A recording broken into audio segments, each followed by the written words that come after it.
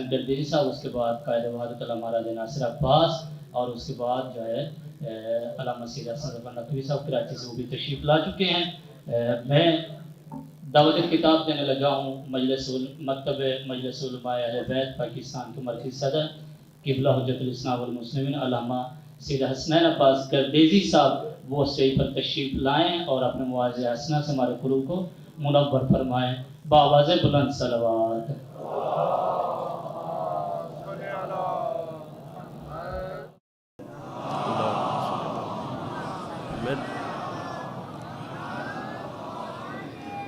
آج کی یہ ہماری مجلس ایک خاص نورانیت کی حامل ہے اور ایک خاص روحانیت ہماری اس مجلس اور محفل کو اپنے گھیرے میں لی ہوئی ہے۔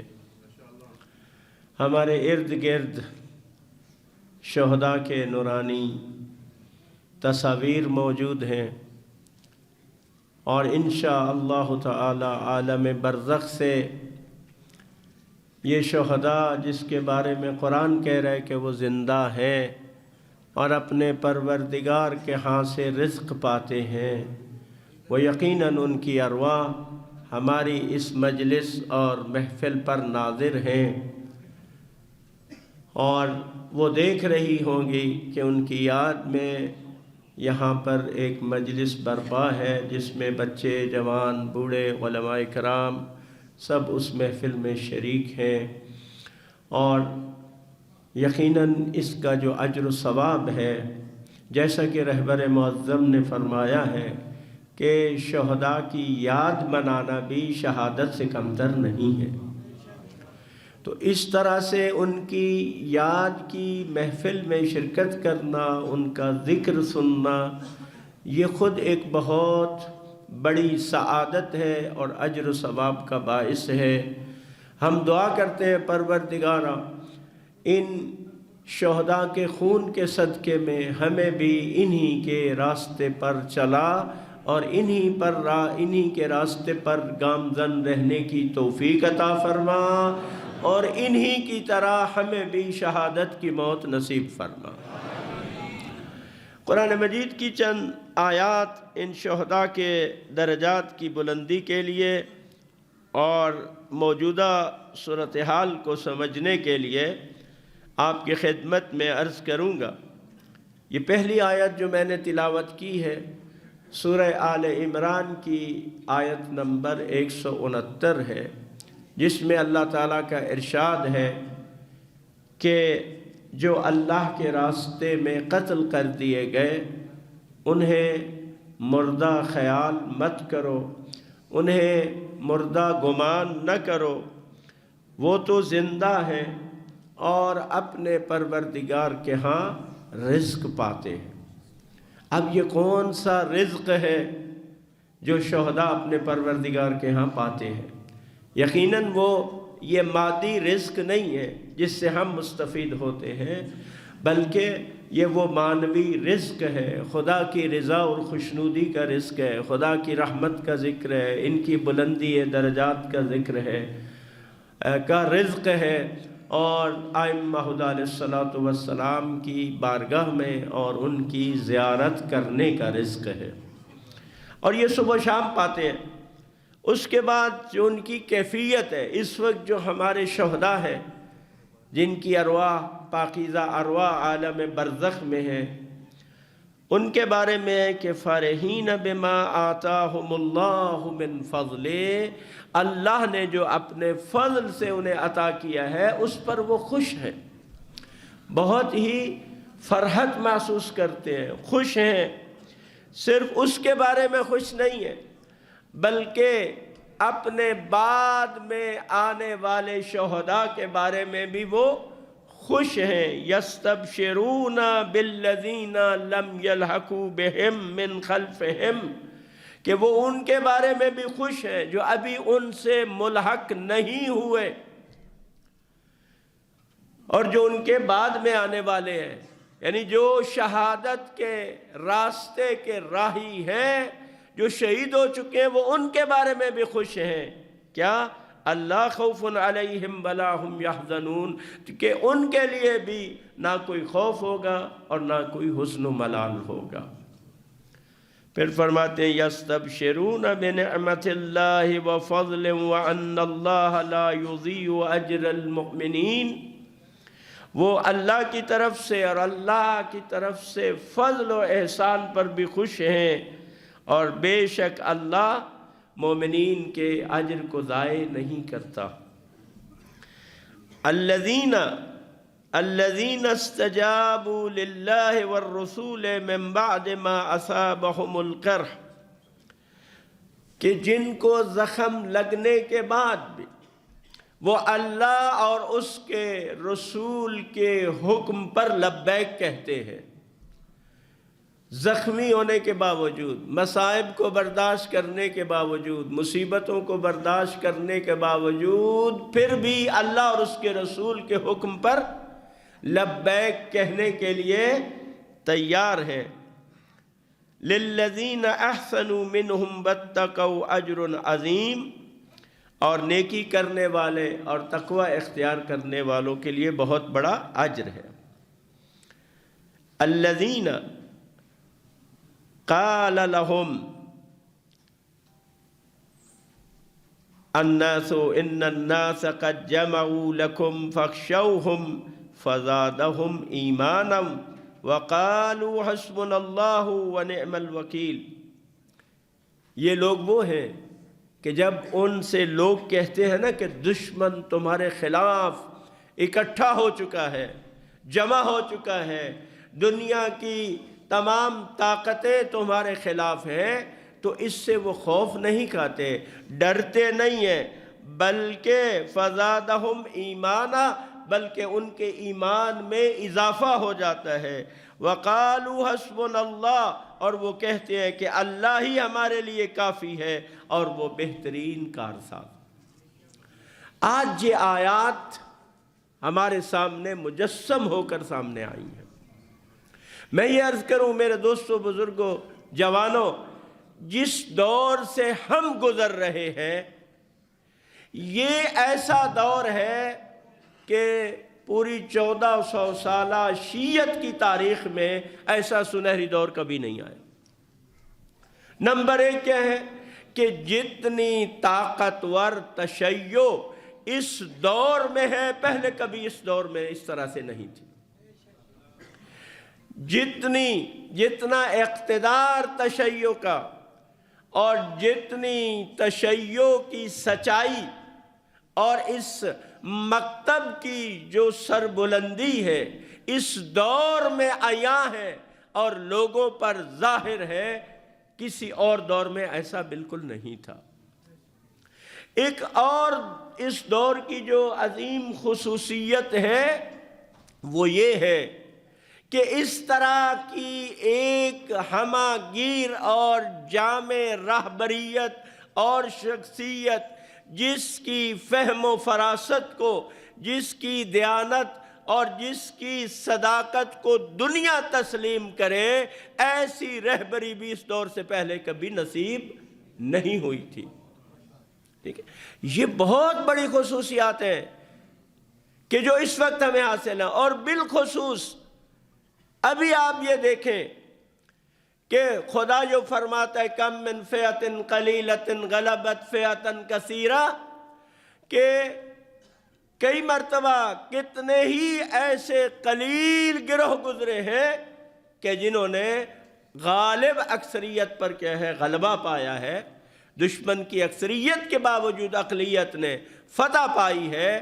تو آج ہم یہ دیکھتے ہیں، یہ اس دور میں ہم یہ چیزیں دیکھ رہے ہیں کہ کتنے قلیل سے لوگ لیکن صاحبان ایمان وہ پورے کفر اور نفاق کے مقابلے میں اسلام کے سب سے بڑے دشمن اور بدترین دشمن یہودیوں کے مقابلے میں انہوں نے آج فتح پائی ہے. آج آپ دیکھ رہے ہیں کہ غزہ کے لوگ اپنی فتح کا جشن منا رہے ہیں اور اسرائیل اپنی شکست پر افسردہ اور غمزدہ ہے. تو یہ تمام چیزیں میرے دوستوں اور بزرگوں ہماری ذمہ داریوں میں اضافہ بھی کرتی ہیں اور ہمیں بھی کچھ کرنے کی بات کرتی. دیکھیے صبر و استقامت جو لبنان کے مسلمانوں نے، غزہ کے مسلمانوں نے دکھائی ہے، یہ جو کامیابی ہے یہ ان کو اس کے صلے میں اللہ نے عطا کی ہے. اللہ کے اس کائنات کے اندر کچھ سنتیں ہیں، کچھ اٹل اصول ہیں کہ اگر ان اصولوں پر قومیں چلیں گی تو خداوند متعال کی مدد و نصرت، فتح و کامیابی ان قوموں کی شامل حال ہوگی. استقامت ضروری ہے، صبر ضروری ہے، اپنے ہدف اور مقصد کے لیے قربانی ضروری ہے. اگر کوئی قوم ان چیزوں سے گزرتی ہے تو پھر اللہ کی بے پناہ رحمتیں ان کے شامل حال ہوتی ہیں. اور آج ہم یہ سب چیزیں اپنی آنکھوں کے سامنے دیکھ رہے ہیں. قرآن کی آیات کی عملی تفسیر ہم یہاں پر دیکھ رہے ہیں. کیا آپ نہیں دیکھ رہے کہ جب امریکہ اور اسرائیل، اس کے تمام تر حامی، حتیٰ تمام عرب ممالک بھی کچھ ظاہر بظاہر اسرائیل کے ساتھ مدد کر رہے تھے، کچھ خفیہ طور پر مدد کر رہے تھے، کچھ ایک اسلامی ملک اور چند ہم کہہ سکتے ہیں کہ مٹھی بھر با ایمان اور حزب اللہی جوان ان کی پشت پر تھے. تو آج اللہ نے، آپ دیکھیں کہ کس طرح سے اللہ نے ان کو کامیابی نصیب کی.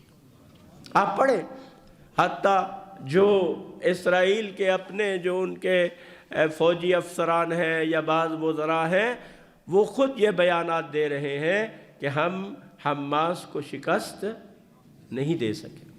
تو میرے دوستوں اور بزرگوں، آپ سب اس بات کو سمجھتے ہیں کہ اس وقت جو صورتحال ہے اس میں نمبر ایک جو چیز پہلے بھی خطبہ نے اس میں بیان کی ہے کہ پرچم ولایت کے نیچے ہم سب کو متحد ہونا.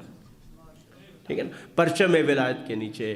اور اس وقت وہ جو ولایت علی ابن ابی طالب اور ولایت ائمہ علیہم الصلوۃ کا جو تسلسل ہے وہ ولایت فقیہ کے اندر موجود ہے. تو اس وقت آپ دیکھیں کہ یہ جتنی کامیابیاں اس وقت حزب اللہیوں کو مل رہی ہیں، اسلام کو مل رہی ہیں، مسلمانوں کو جو حقیقی مسلمان ہیں وہ مل رہی ہے، کیونکہ اسی چند مہینوں میں اور ایک سال سے کچھ عرصے کے زیادہ سے اندر آپ نے دیکھ لیا منافقین کی بھی پہچان ہو گئی اور حقیقی مسلمانوں کی بھی پہچان ہو گئی ہے. تو آج اگر حقیقی اسلام کو جو فتح و کامیابی مل رہی ہے اس کی واحد وجہ کیا ہے؟ پرچم ولایت کے نیچے ہونا ہے. اور اس وقت آپ دیکھیں کہ سب جو بھی مسلمان ہیں، شیعہ ہو یا سنی ہو، جو بھی حق پرست ہے وہ اس پرچم کے نیچے ہے تو خدا اس کو عزت عطا کرتا. دوسری جو چیز ہے اتحاد و وحدت ہے. ہمیں اپنے اندر اتحاد اور وحدت کو فروغ دینا ہے. صلوات پڑھیے محمد و آل محمد کی ذات پر.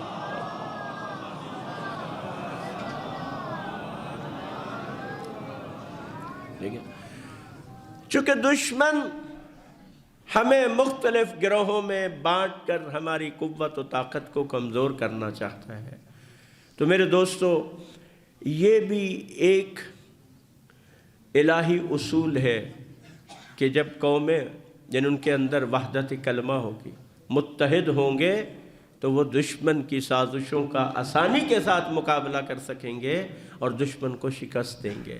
لیکن بکھری ہوئی قوم، منتشر قوم کبھی بھی دشمن کے سامنے ڈٹ کر مقابلہ نہیں کر سکتی اور فتح اسے حاصل نہیں ہوگی. لہذا ہمیں اپنے اندر، اپنی صفوں کے اندر، مومنین کے درمیان اتحاد و وحدت. اور اسی طرح سے دیکھیں جو ہم اسلام کے حقیقی دائی ہیں اور اس وقت جو حقیقی معنوں میں پرچم اسلام جن کے ہاتھوں میں ہے وہ رہبر معظم انقلاب اسلامی سید علی خامنہ ای ہے. لہذا ہمیں پاکستان کے اندر بھی دوسرے مسلمانوں کے ساتھ بھی اتحاد و وحدت کے ساتھ آگے بڑھنا ہے. لہذا دشمن یہ چاہتا ہے کہ تفرقہ ہو، ہماری یہی کوشش ہو کہ اس کی سازش کو ہم ناکام بنائے۔ اور تیسری اور آخری بات اس تمام تر حالات کے اندر یہی ہے کہ جو علماء کرام کی انشاءاللہ ذمہ داریاں ہیں کہ وہ اس صورتحال کو عوام کے سامنے بیان کریں۔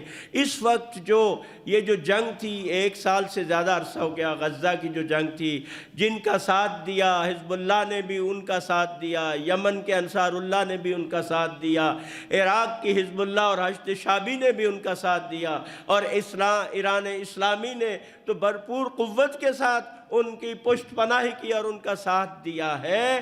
اب اس سے جو کامیابیاں ملی ہیں اور جن اسباب اور جن وجوہات کی بنا پر یہ کامیابیاں ملی ہیں، ان کو عوام تر صحیح طور پر بیان کرنے کی ضرورت ہے، تاکہ اس سے مزید ایمان میں اضافہ ہو، حوصلوں میں اضافہ ہو، ہمتوں میں اضافہ ہو، اور جو اس میں راز ہے کہ صبر و استقامت ہے اس میں اضافہ ہو، تاکہ پاکستان کے اندر بھی ہم دیکھیں جو اس وقت بین الاقوامی سطح پر جو مقاومت کا بلاک ہے، اور 2 ہی بلاک ہیں، ایک مقاومت کا بلاک ہے دنیا میں اور ایک اس کے مخالفین، جس میں سب اکٹھے ہیں، استعمار ہے، امریکہ ہے، اس کے حواری ہیں، اسرائیل ہے، یہ سب دوسری طرف ہے، تو ہم بھی اس بلاک کا ایک حصہ ہے پاکستان کے اندر، لہذا ہمیں اس کے لیے اپنے آپ کو آمادہ کرنا ہے۔ پاکستان کے اندر اتحاد و وحدت کے ساتھ، صحیح نظریے کے ساتھ اور ایمان کی مضبوطی کے ساتھ ہم نے اس مزاحمت کے جو اہداف ہیں ان کو لے کے آگے بڑھنا ہے، تاکہ ہم بھی اس تحریک میں، اور اسلام کی جو آئندہ ترقی کا دور آ رہا ہے، اسلام کی کامیابیوں کا دور ہے، اور یقیناً وہ ظہور امام زمان عجل اللہ تعالی فرجہ الشریف کا ظہور ہے، اس کے لیے ہم بھی کوئی اپنا کردار ادا کر سکیں۔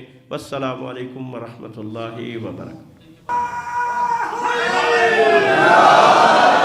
ابھی نعروں کی گونج میں انشاءاللہ میں اس ہستی کو دعوت خطاب دے رہا ہوں جو سرزمین پاکستان پر استقامت کا اور مقاومت کا بہترین استعارہ، قائد وحدت، ناظر ملت، سب مجاہد عالم دین، مبارک عالم دین، اس میں سب کھڑے ہو کے استقبال کیجئے گا۔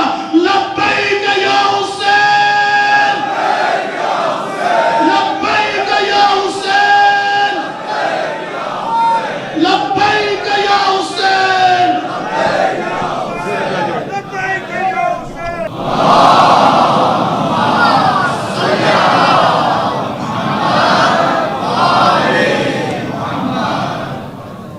خالق کائنات کا ارشاد ہے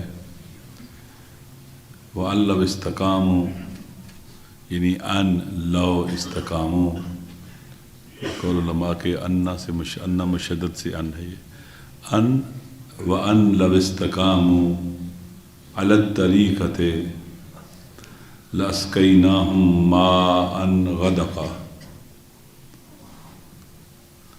اگر وہ استقامت کریں، ڈٹے رہیں، پائیدار رہیں، علی الطریقۃ، صحیح راستے پر، ایمان پر، اللہ کی اطاعت میں،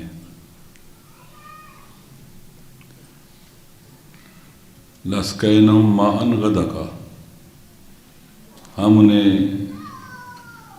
بہت زیادہ پانی سے سیراب کریں گے،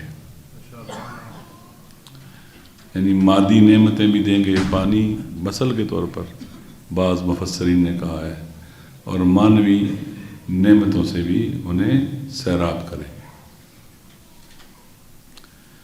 شرط کیا ہے کہ وہ ثابت قدم رہیں طریقے پر، صراط مستقیم پر، انبیاء کے راستے پر، اولیاء کے راستے پر،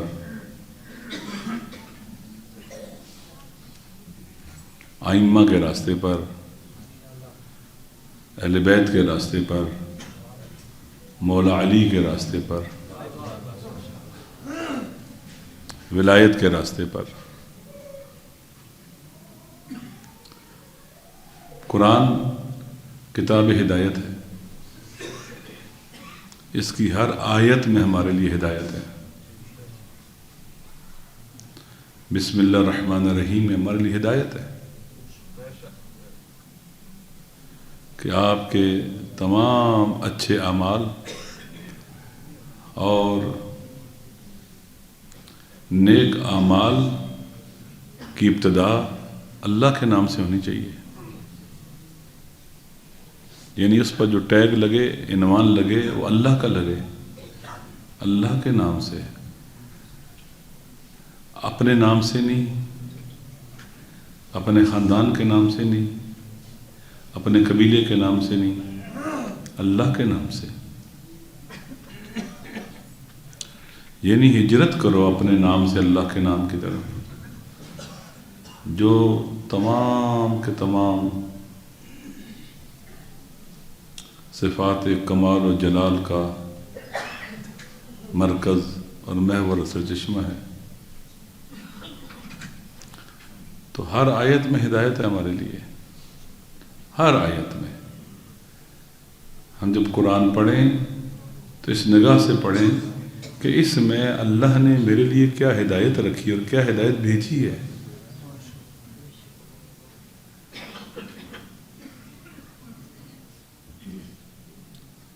اگر اس نگاہ سے قرآن کو پڑھیں گے، ہر دور ہر زمانے میں ہدایت کی راہ اللہ دکھلائے گا، بتلائے گا، ہمیں سمجھ آئے گی.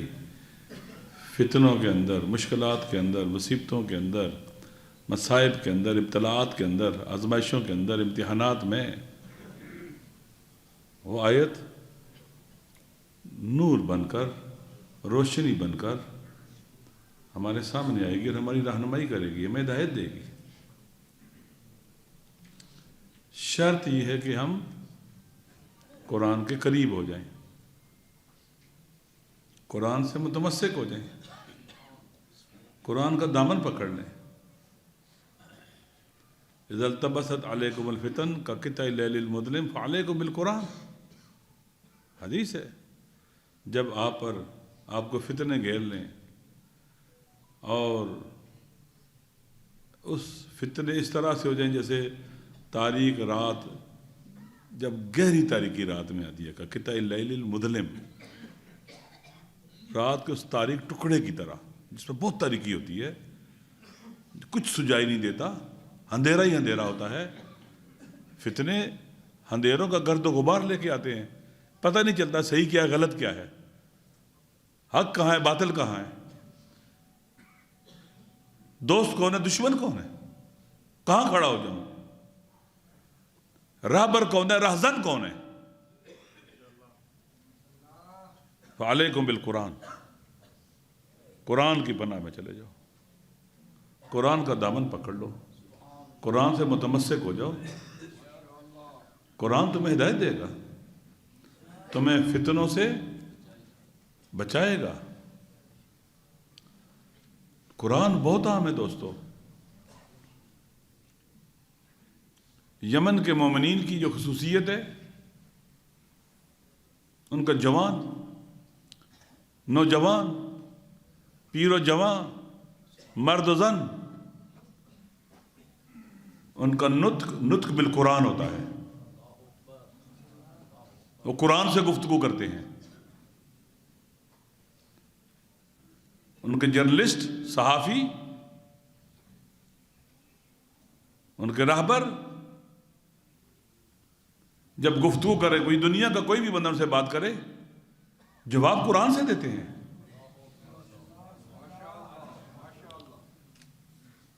اگر ہم پاکستان میں، اور اللہ کے نبی نے بھی کہا تھا کہ میں تمہیں 2 چیزیں چھوڑ کے جا رہا ہوں، قرآن اور اہل بیت، قرآن اور اہل بیت. ہماری زندگیوں میں قرآن نہیں ہے. ہم روزانہ اٹھ کر قرآن کھول کر اسے ہدایت نہیں لیتے، نہیں پڑھتے، قرآن سے دور ہیں.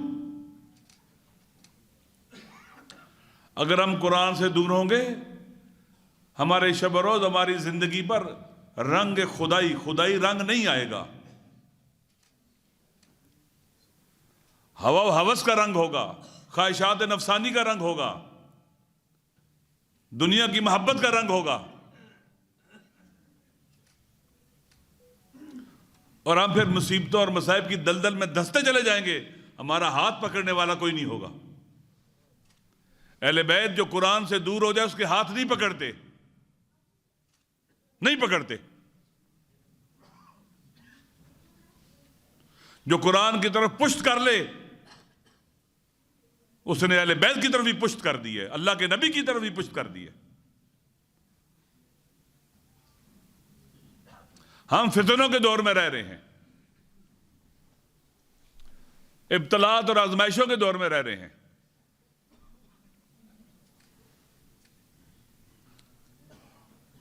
लिहाजा हमें बहुत ज्यादा जरूरत है कुरान की पनाह में जाने की, बहुत ज्यादा जरूरत है, और अहले बैत अलैहिस्सलाम की पनाह में जाने की। अगर हम कुरान और अहले बैत की तालीमात के मुताबिक कदम उठाएंगे, कामयाबी हमारे कदम चुभेगी, या जाहिरी कामयाबी या शहादत, यानी इहदल हुस्नयैन, या शहीद हो जाएंगे या जाहिरी तौर पर कामयाब हो जाएंगे, नाकाम हो ही नहीं सकते।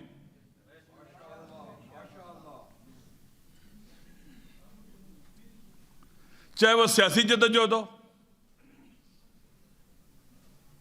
हर किस्म का मुबारजा और टकराव, अगर कुरान और अहले बैत की तालीमात के मुताबिक होगा तो कामयाबी होगी। अगर जाती खू, जाती गुरूर, तकब्बर या किसी और की वजह से होगा, बदतरीन शिकस्त भी होगी और दुनिया और आखिरत में रुसवाई भी होगी।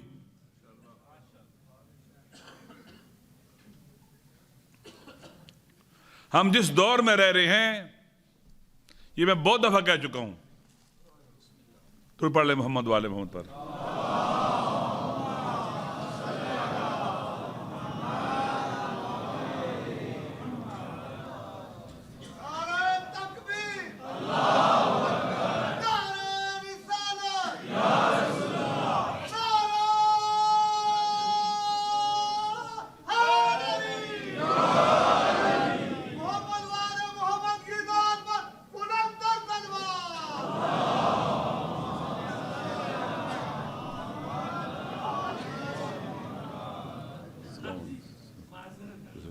जो पढ़े मोहम्मद वाले पर।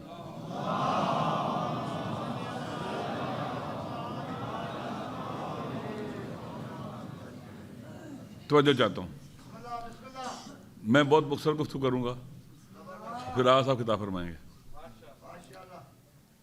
हम जिस दौर में रह रहे हैं, इसमें मार का हक व बातिल एक नए मरहले में दाखिल हुआ है।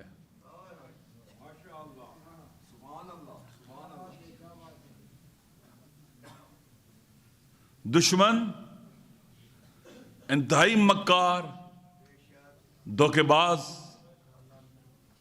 दगलबाज और मुनाफिक है।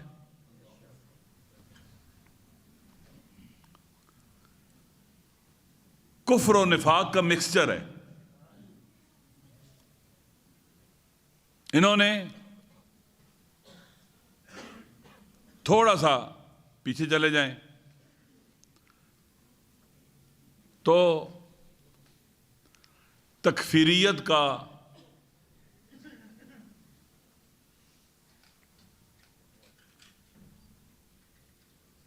आगाज किया,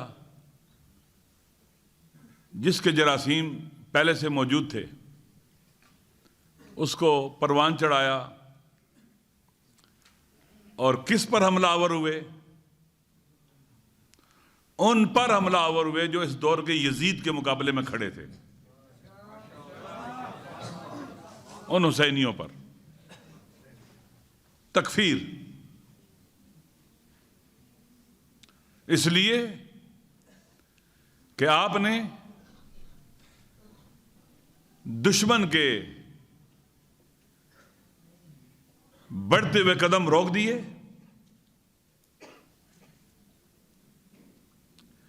K2 से भी बुलंद चट्टान की तरह उसके मुकाबले में खड़े हो गए اور دشمن کو ناقابل یقین شکست سے دوچار کیا انقلاب اسلامی کے ذریعے. آپ نے خالی ہاتھوں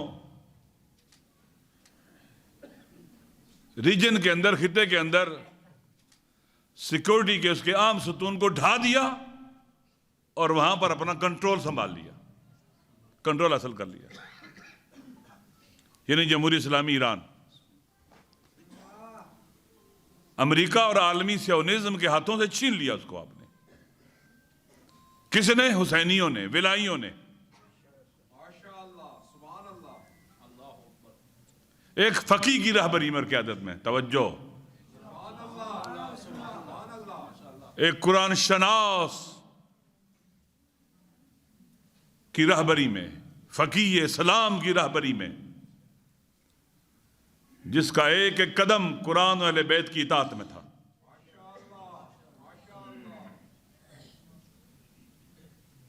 اس لیے کہ اگر آپ ایسی قیادت کے پیچھے چلیں گے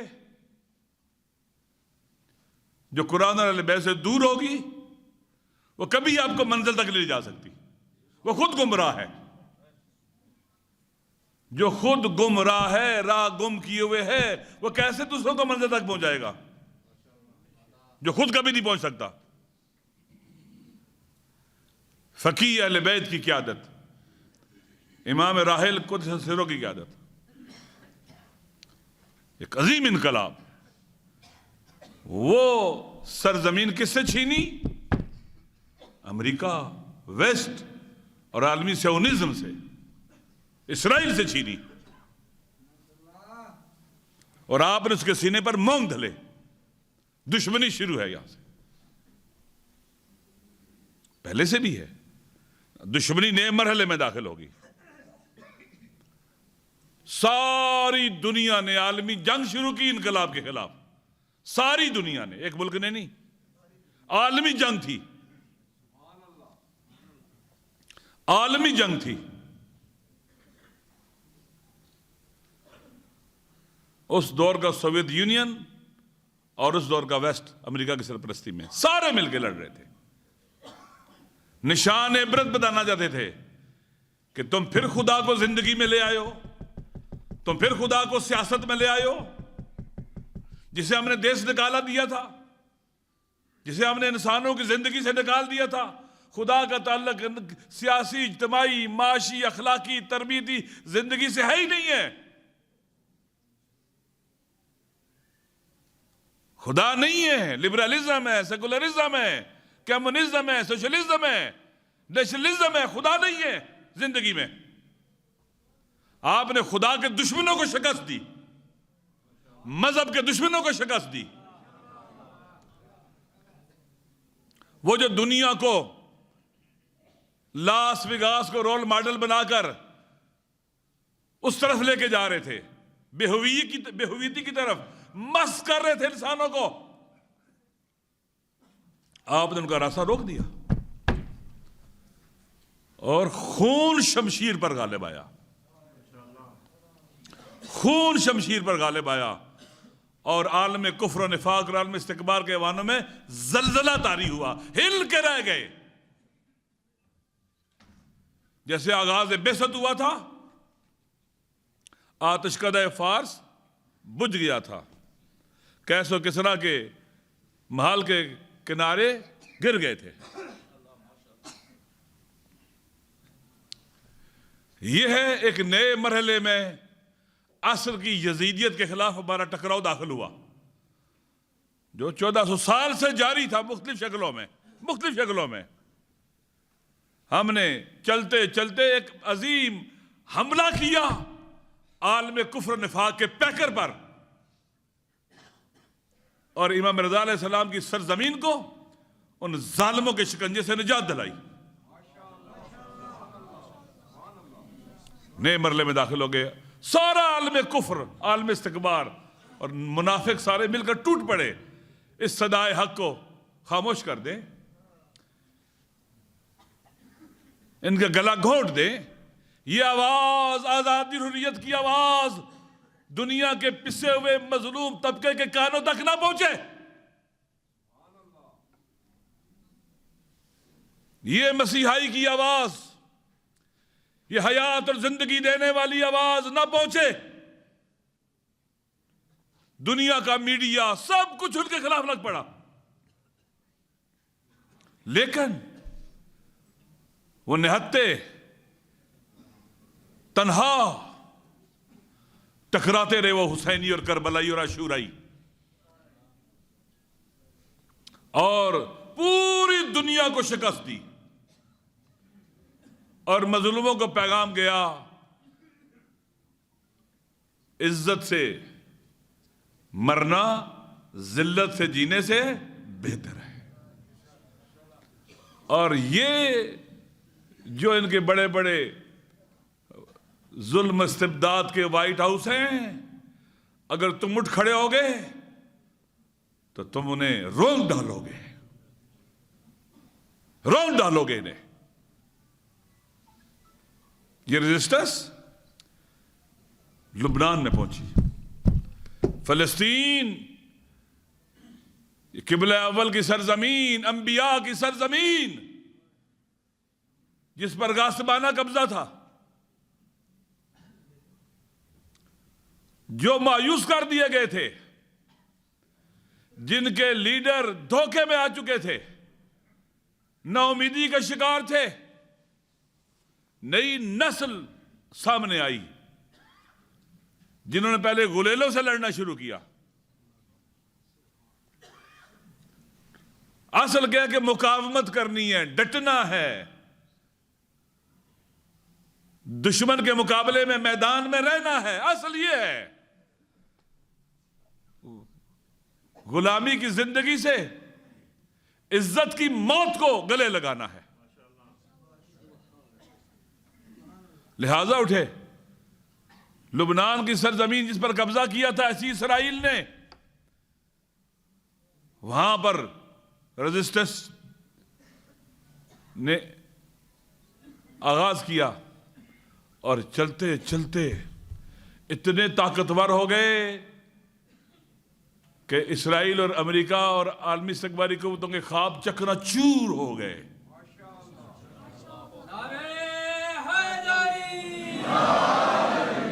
آپ علمبردار ہیں، پرچمدار ہیں ظلم کے خلاف، عصر کی یزیدیت کے خلاف مبارزے اور ٹکراؤ کے آپ ہیں. کب کامیاب ہوں گے؟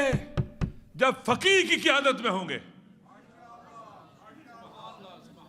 فقیہ عادل جامع شرائط کی قیادت میں ہوں گے، نائب امام کی قیادت میں ہوں گے. تو وگرنہ ہر کوئی آپ کو دھوکہ دے گا جو رابری اور قیادت کا دعوے دار ہے.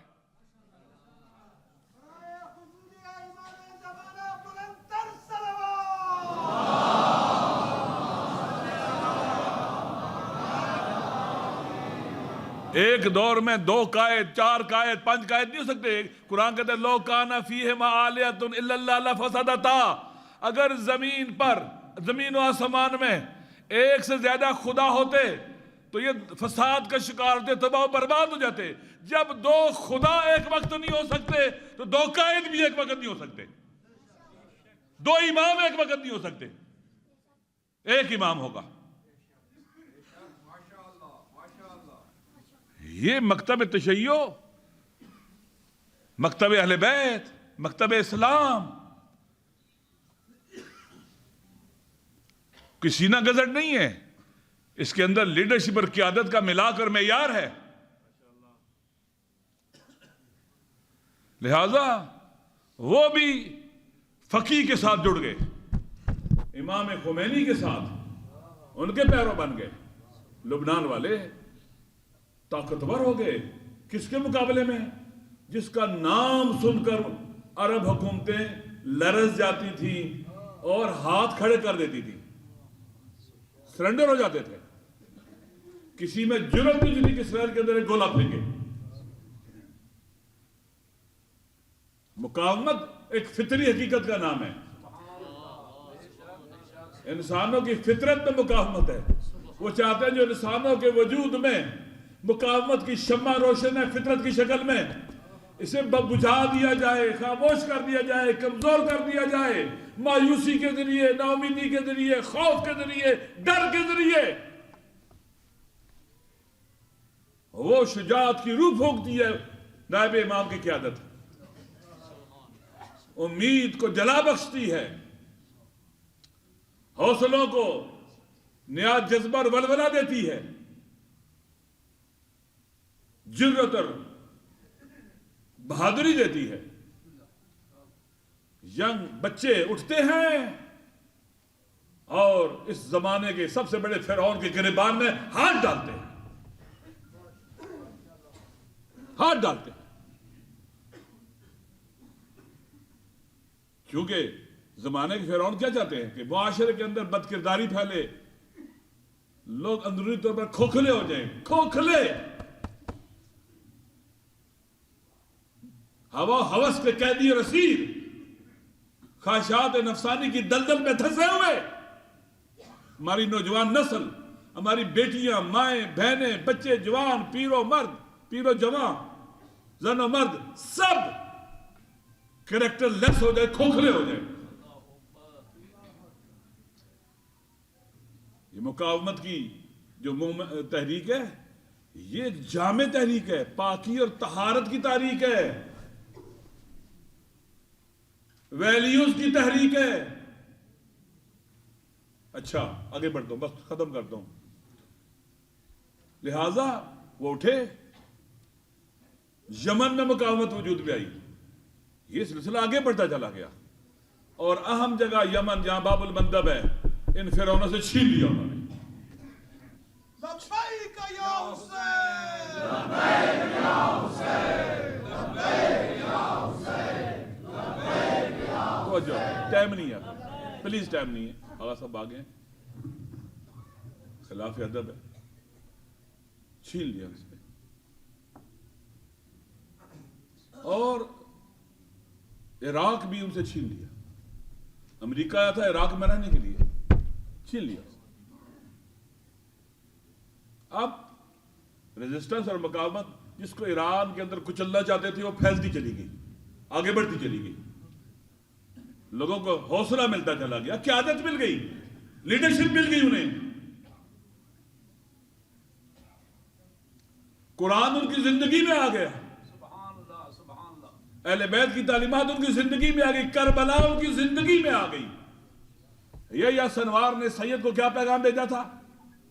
سید یا فتح حاصل ہوگی ظاہری، یا پھر اب ایک نئی کربلا تشکیل دیں گے، نئی کربلا بنائیں گے، مریں گے تو پھر کربلا والوں کی طرح مریں گے، خون سے آبیاری ہوتے بھی مقاومت کی شجرہ طیبہ کی اس ٹکراؤ کی۔ دشمن آپ دیکھ لیں 79 سے پہلے اور اس کے بعد کیا حالت ہے اس کی۔ لبنان میں بھی اسرائیل نے کہا جنگ بندی، امریکہ کو، فرانس کو، سب کو ضامن بنایا، حزب اللہ نے ضامن نہیں بنایا ان کو۔ اور آج اتوار ہے میرے خیال میں، آج غزہ میں بھی رسماً اعلان ہو گیا جنگ بندی کا، ہار گئے، نہ حماس ختم ہو سکی، نہ مقاومت ختم ہو سکی، نہ یہ اپنے مرا ہوا بھی قیدی واپس لے جا سکے۔ دشمن کا منصوبہ کیا ہے؟ دشمن کا منصوبہ یہ ہے، میں شام پر بھی بات کرنا چاہتا، وقت نہیں ہے۔ دشمن کا منصوبہ یہ ہے کہ دنیا میں مذہبی جنگ شروع کی جائے۔ آپ جنہوں نے ان کی آنکھوں میں آپ خار کی طرح کھٹکتے ہیں اور ان کے گلے میں ہڈی کی طرح پھنس گئے ہیں، آپ کا وجود انہیں قبول نہیں ہے۔ دشمن کو بڑا مشکل ہوتا ہے قرآن اور اہل بیت کی تعلیمات کے مطابق جنگ لڑنا۔ دوستو انہوں نے جنگ لڑی، مقاومت نے کسی ایک بندے پر ظلم نہیں کیا، کسی ایک گھر پر ظلم نہیں کیا۔ میں اکثر کہتا ہوں سید حسن کو جب شہید کیا گیا اور ساری اس جنگ کا جو ग्राउंड पर कमांड करने वाले कौन थे? शहीद कासिम सुलेमानी ने पहाड़ जैसी मुकावमत की चट्टानें खड़ी कर दी इसराइल के मुकाबले में भी कहते हैं। यहां से लेकर वेनेजुएला तक कासिम सुलेमानी शहीद, सैयद मुकावमत, हमारी जाने फिदा उस पर। सैयद हसन नसरुल्लाह क़ुद्दस सिर्रो, सैयद हाशिम सैफुद्दीन, इस्माइल हनिया, शहीद इस्माइल हनिया, जिसने आज कासिम के जनाजे पे खड़े कहा था कि हुआ शहीदुल कुद्स, हुआ शहीदुल कुद्स, ये शहीद राय कुद्स है। यही असनवार, फिर हजारों शहीद मासूम बच्चे। जंग देखें किन दरिंदों के साथ जंग है हमारी, बच्चों के कातिल, औरतों के कातिल, बेरहम। तारीख बशरियत पढ़े, मजालम के जुल्मों की तारीख पढ़े। ये मस्कशुदा लोग हम पर मुसल्लत करना चाहते हैं, शैतान हम पर मुसल्लत करना चाहता है। इन मस्कशुदा लोगों को ये बेनकाब हो गए। ये है जिनसे हमारा सामना है, इंतहाई मक्कार, धोखेबाज। फकीह की क़ियादत में ही आगे बढ़ा जा सकता है। जब आलम कुफ्र निफाक का central command and control system है, तो उनसे टकराने वालों का भी सेंट्रल लीडरशिप है, होनी चाहिए, वरना नाकाम हो जाएंगे। कहीं और कहीं और कहीं और रास्ता, कहां लड़ना है कहां नहीं लड़ना, कहां आगे बढ़ना है कहां रुकना है,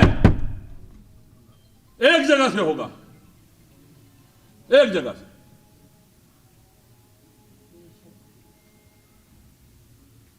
उनकी वाज़ेह तालीमात हैं, वतन का दिफा हम सब पर वाजिब और लाज़िम है। उन्हीं की तालीम, लीडरशिप की तालीमात की रोशनी में पाकिस्तान हमारा वतन है, हमने इसे नहीं टूटने देना, नहीं तबाह होने देना, हमने इसको बचाना है और हमने तोड़ने वालों के हाथ तोड़ने हैं इंशाअल्लाह। करती रहेगी पेश शहादत हुसैन की, प्लीज आगा जान, आजादी हयात का ये है सरवरी असूल। प्लीज मैं भूल जाऊंगा, सब मारा चाहता हूँ। दुरूद पढ़े मोहम्मद वाले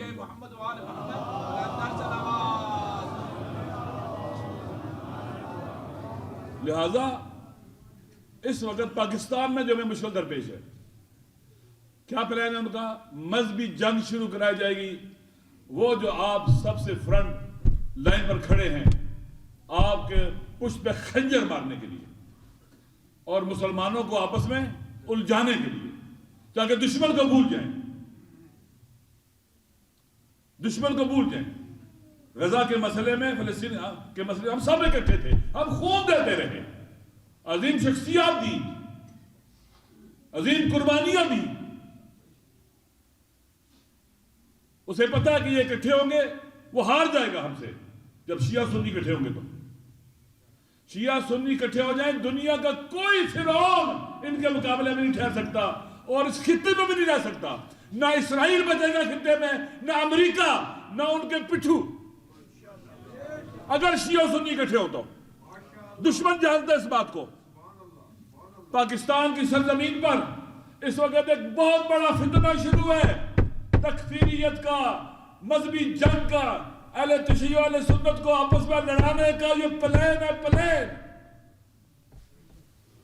इनका प्लान है। आर्टिफिशियल इंटेलिजेंस के जरिए शिया आलम की तकरीर दिखाई जाएगी। इसने ये कहा है मुकद्दसात अहले सुन्नत के बारे में, अहले सुन्नत आलम की आर्टिफिशियल इंटेलिजेंस के जरिए तकरीर तैयार की जाएगी। इसने ये कहा है मुकद्दसात अहले तशय्युअ के बारे में। फिर उनके अपने टाउट जो उन्होंने तैयार किए हुए, फिर वो चीखें के चिल्लाएंगे, माहौल गर्म करेंगे ताकि आपस में टकराव शुरू हो। ये पाकिस्तान में होने वाला है, इसका मंसूबा है। पाड़ा चिनार की जंग इसी का हिस्सा है, कुरम की। ये गिलगित बल्तिस्तान में भी शुरू करेंगे। ये सारे पाकिस्तान के अंदर जहां से अगर भी फितना शुरू हो तो पूरे मुल्क में आसानी से फैल सके, ये वहां से शुरू कर रहे हैं। ये है मंसूबा, टकराव उनका आपस में। आप देखें कुरम के अंदर, इलेक्शन के अंदर شیعہ سنی اکٹھے تھے، سب نے انجینئر حمید حسین کو اکثریت میں ووٹ دے کے جتوایا. دھاندلی کے باوجود کتنی کوشش کی گئی 47 کے ذریعے نتیجہ بدلا جائے، نہیں بدل سکے. جعلی ووٹ ڈال کے بھی نہیں بدل سکے. اب وہاں سزا دی گئی ہے شیعہ سنی یونٹی کی، سزا دی گئی ہے وہاں پر. ان کو لڑاؤ، پھر پورے پاکستان کو اس فتنوں کی آگ کے اندر دھکیل دو. ہم نے کراچی میں دھرنے دیے تھے انسانی المیہ جو عورت ظلم کے خلاف. تکفیریوں کو آگے لایا گیا. کیوں لایا گیا؟ کون لے کے آیا؟ وہی لے کے آئے جنہوں نے اس ملک میں لشکر بنائے، قاتلوں کے، تکفیریوں کے لشکر بنائے. آپ مجھے بتلائیں، قرآن کا راستہ اسٹریٹجک راستہ ہے، 3 طرف افغانستان ہے. اگر خدا نہ خواستہ حالات تو خراب ہو رہے ہیں، اگر حالات خراب ہو جائے اور راستہ بند ہو جائے، ہماری فورسز کی سپلائی لائن کٹ جائے گی. جو ایک چھوٹے سے راستے کو، چھوٹے سے ایریے کو سالہ سال سے یا کئی مہینوں سے کلیئر نہیں کر سکتے، پرامن نہیں بنا سکتے، تو سارے پاکستان کو پرامن بنائیں گے؟ اس کا مطلب یہ ہے یا نیت نہیں تھی، نیت خراب ہے، یا یہ ہے کہ ایبیلٹی کیپیبلٹی ختم ہو گئی ہے، طاقت کہیں اور خرچ کی جا رہی ہے، توانائیاں کہیں اور خرچ کی جا رہی ہیں. بلوچستان وہاں کے لوگ بتلاتے ہیں. اگر میڈیا کے لوگوں کو وہاں جانے کا موقع ملے، جائیں، پتہ چل جائے گا حقائق. وہاں کے لوگ بتلاتے ہیں، آگاہاں بتلاتے ہیں کہ وہ ہمارے ہاتھ سے نکلتا جا رہا ہے. کے کئی اضلاع اس وقت ہاتھ سے نکلتے جا رہے ہیں، بالخصوص جنوبی اضلاع. وزیرستان سے جو خبریں ہیں وہ ایسی ہے کہ لوگ وہاں پر باہر ہیں. آج 5واں چھٹا دن ہے. ملک کے اندر گولیاں چلتی ہیں، اسلام آباد کے اندر لوگ قتل ہوتے ہیں، کراچی میں لوگ قتل ہوتے ہیں. دھرنا دیا ہوا ہے انہوں نے، نہتے علماء پر بھی حملہ ہوتا ہے، ان کی بھی تشدد ہوتا ہے، ان پر بھی. یہ حکمرانوں پر مسلط ہے، کمزور، چھوٹے، حقیر، پست ہم پر مسلط ہے، نالائق. ہر جگہ اپنی مرضی کے بندے لگائے انہوں نے. ہم پر یہ لوگ مسلط کیے گئے ہیں تاکہ ملک تباہ ہو جائے. دیکھو، آسان طریقہ ہے کسی بھی ملک کو تباہ کرنے کا کہ جو نااہل ہیں ان کو اختیارات دے دو، اقتدار دے دو، نااہلوں کو اقتدار دے دو، نااہلوں کو پاور دے دو، وہ ملک تباہ ہو جائے گا. اس ملک کے اندر بار بار فیلئر کو ری انفورس کیا جاتا ہے، اسٹریٹجی کرتی ہے. یہ نااہل نالائق لوگ، لانے والے بھی نالائق اور نااہل، جن کو لایا جاتا ہے وہ بھی نااہل اور نالائق، اور عوام کو گلا گھونٹا جاتا ہے. عوام کا گلا گھونٹا جاتا ہے، انہیں گولیاں ماری جاتی ہیں، ان پر دہشت گرد بھیڑیے درندوں کی شکل میں چھوڑے جاتے ہیں. لٹیرے اور ڈاکو، یہ بھی لٹیرے اور ڈاکو، اور آپ دیکھیں جو کانوائے کو لوٹتے ہیں وہ بھی لٹیرے اور ڈاکو. یہ ایک ہی جنس کے لوگ ہیں، کوئی الگ فرق نہیں. یہ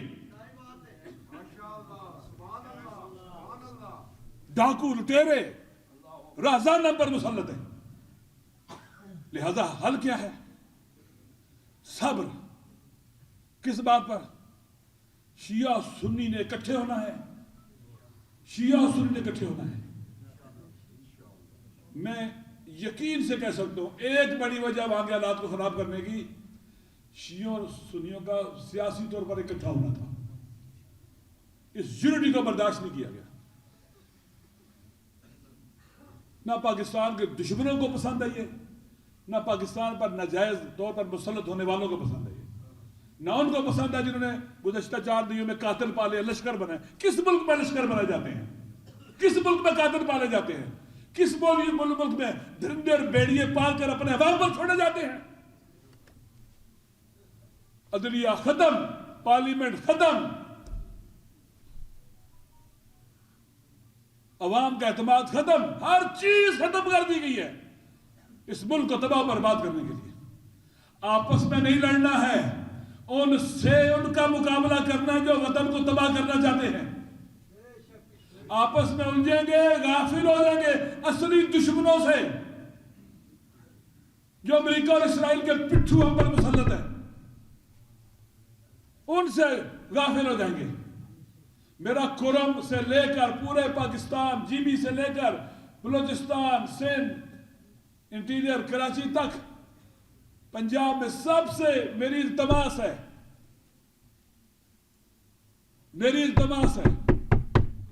اپنے شیعہ سنی بھائیوں سے اور مسلم اور غیر مسلم پاکستانیوں سے، خدا کے لیے اکٹھے ہو جاؤ اس مادر وطن کی خاطر۔ میرا اللہ جانتا ہے نامنی بہت بڑا عذاب ہے، عذاب۔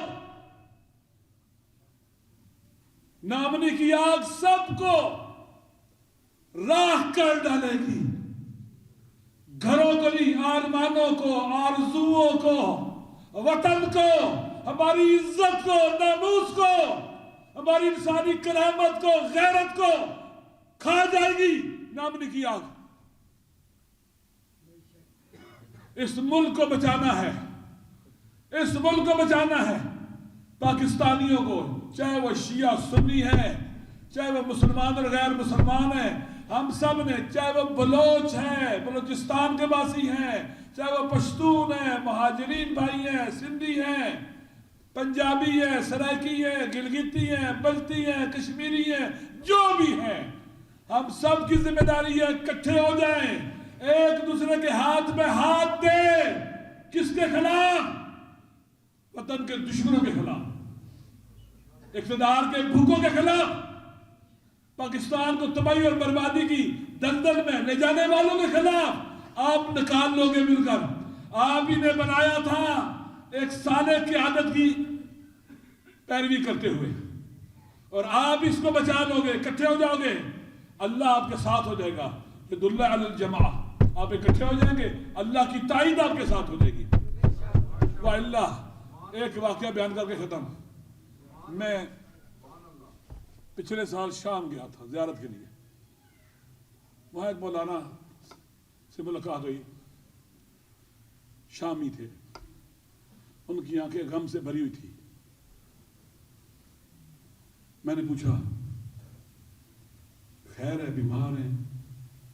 بالکل کمزور ہو گئے تھے، اتنی بول رہے تھے۔ بالآخر میں نے پوچھا، بہت زیادہ سوال کیا، کہنے لگے جب ہم نبل و زہرا کے علاقے سے نکل رہے تھے، یہ دہشت گرد وہی، یہ جو آج داعش لڑائی ہوئی ساری، اور خوارج جن کو یہ کہتے ہیں،